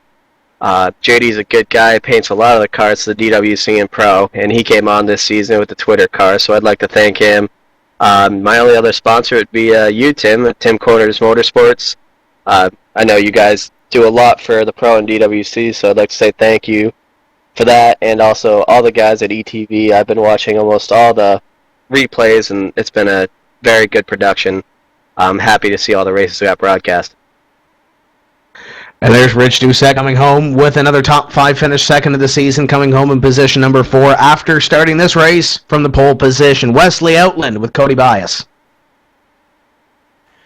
Well, Cody, everybody gave their thoughts on what's been an interesting wild. We had that green flag, 10 laps, caution number 1. Then we had about a 170-lap green flag run. Then the caution at the finish. What was your thoughts on the final race of the NASCAR iRacing Pro Series event at Charlotte? Hey, man, it was crazy. I mean, after screwing up my qualifying run, scraping the wall out of 2, starting 26th, to drive through the field to finish 5th, man, it was just crazy. The green flag runs were great, but at the end it was just hectic trying to get a top 5 finish. Man, just talk about racing out there. It's kind of like a race within a race because you're trying to run out there on the racetrack, and then you got guys like Chad Lawton and Jared Crawford battling to make it into the DWC. Does that change the racing atmosphere any doing that? Not really, man. I just got out there, race everybody like I normally do. Of course, I knew the points between Chad and Jared, so when I was racing around Chad, I tried to give him as much room as possible. I'm sure I would have too if I was near Jared during the race, but it's way ahead. But knowing that, no, I didn't race any different, knowing the consequences and circumstances. Last but not least, about your sponsors, and what's your final thoughts of the 2012 season, 2013 for the NASCAR iRacing Pro Series? Just want to thank everybody at Schminn for one long, hard-fought season, putting a lot of work into the cars each and every week, coming out to a solid 15th place finish in points after a rough start. I would also like to thank my sponsors, Elwood Designs, for sticking with me for the past 2 seasons, GSRRacing.net with Scott Granberg, and last but not least, Gary Mercer Trucking for coming on board this season and future. Well, Tim Terry, the thoughts of Cody Bias as he's the final interview here tonight at Charlotte as we get ready to pack it up and call it a night and a season for the NASCAR iRacing Pro Series. I can certainly say thank you so much for having me along the last couple of 3 or 4 or so events, broadcasts working on pit road. Dakota Ehrman always does a great job, and I hope everybody's enjoyed the action that I've been able to deliver as we take it back to Mike and Tim to take us home. And just a cliff note, Cody Bias will punch his ticket into the NASCAR iRacing.com Series World Championship with a 15th place finish in the standings. Mike Conti, final thoughts from this race and this season. It's been fantastic working with you, Wesley, and Dakota, and the rest of the crew here at ETV. I can't wait for the next one. This is going to be an exciting season. Now you get to take the headset off, put the helmet on, and go racing next season in 2013. Are we going to see you with $10,500? Well, before I even get into that, I just want to thank you for coming aboard this season. I consider you probably the best sim broadcaster we have, and it's an honor to work with you, Wesley Outland. Honor to work with you as well. I know you do a lot of real stuff, and you're a great guy, and it's been fun working with everyone. John Wessling, JD Webb, JD Laird for the graphics, Dakota Ehrman on pit road, and everyone else that's helped out along the way. Thank you to all of you, and I'm glad that we're able to put on such a production. I really think that we showed them how it's done this season with ETV Live. But as far as next season goes, we'll see. I didn't expect to finish second last season. I couldn't have guessed that in a million years. So we'll see what happens. I think I can win the championship. It just all depends on how this car is. If I like the car, I think we'll be in good shape, and I think I got a great team behind me with Jay Schoen, Jason Lofing, and Brian Schoenberg, and Danny Hansen, the two Pro Geek sister cars, and everybody there. I mean, they're a great bunch of guys. Tom Lewandowski coming on board from JRM to help with the Pro Series efforts this season as well, so thanks to him. But we'll just have to see. Ray is fast. I mean, Ray's fast in anything that he drives, so he's going to be up there next season. You're going to have guys like Jared Crawford and Chad Lawton vying for the championship as well, as they were really strong in the Pro Series. So, there's going to be a lot of guys up there, but hopefully I can have a halfway decent season and stay out of trouble, get a couple more wins, and hopefully come away with a big paycheck at the end of the day and get to have a nice trip down to Homestead come November. Before we go off the air, I quickly want to go over the 25 that make it in, and this is, of course, unofficial until iRacing puts their stamp of approval on it a little bit later on in the week. Chad Lawton, Jarrett Crawford, Dustin Montgomery, Jake Sturgis, Carson Downs, Adam Gilliland, Peter Bennett, Danny Hansen, Joey Brown, Josh Berry, Rich Doucette, Matt Busa, Derek Crone, Casey Malone, Cody Bias, Matt Whitten, Josh Lawton, Brandon Schmidt, Brandon Cattell, Alex Shambrone, Paul Kashiba, Landon Huffman, Philip Geis, Rob Ackley, and in 25th, it's Andrew Fayash III. Brandon Bookberger misses out on his second NASCAR iRacing.com Series World Championship unofficially by 12 points. He is your bubble driver for 2013. It's been a pleasure working with everybody over here at ETV Live, JD Webb, John Westling, Wesley Outland, Dakota Ehrman, and Mike Conti. Want to do it again real soon. Of course, keep in touch with ETV Live. The Maritime iRacing League coming up tomorrow. The RSR Series comes up on Thursday as well. Check out ETV schedule for all the upcoming events. Meanwhile, the NASCAR iRacing.com Series World Championship will start on March 12th at the Daytona International Speedway. Once again, check out the dedicated website for the World Championship Series at wcs.iracing.com. You can catch all the action on the big series on iRacing Live. That's going to do it for us here this evening from the Charlotte Motor Speedway. So for the whole ETV crew, my name is Tim Terry, saying that we'll see you on March 12th when we say let's go racing from the Daytona International Speedway for the NASCAR iRacing.com Series World Championship. Good night, everybody.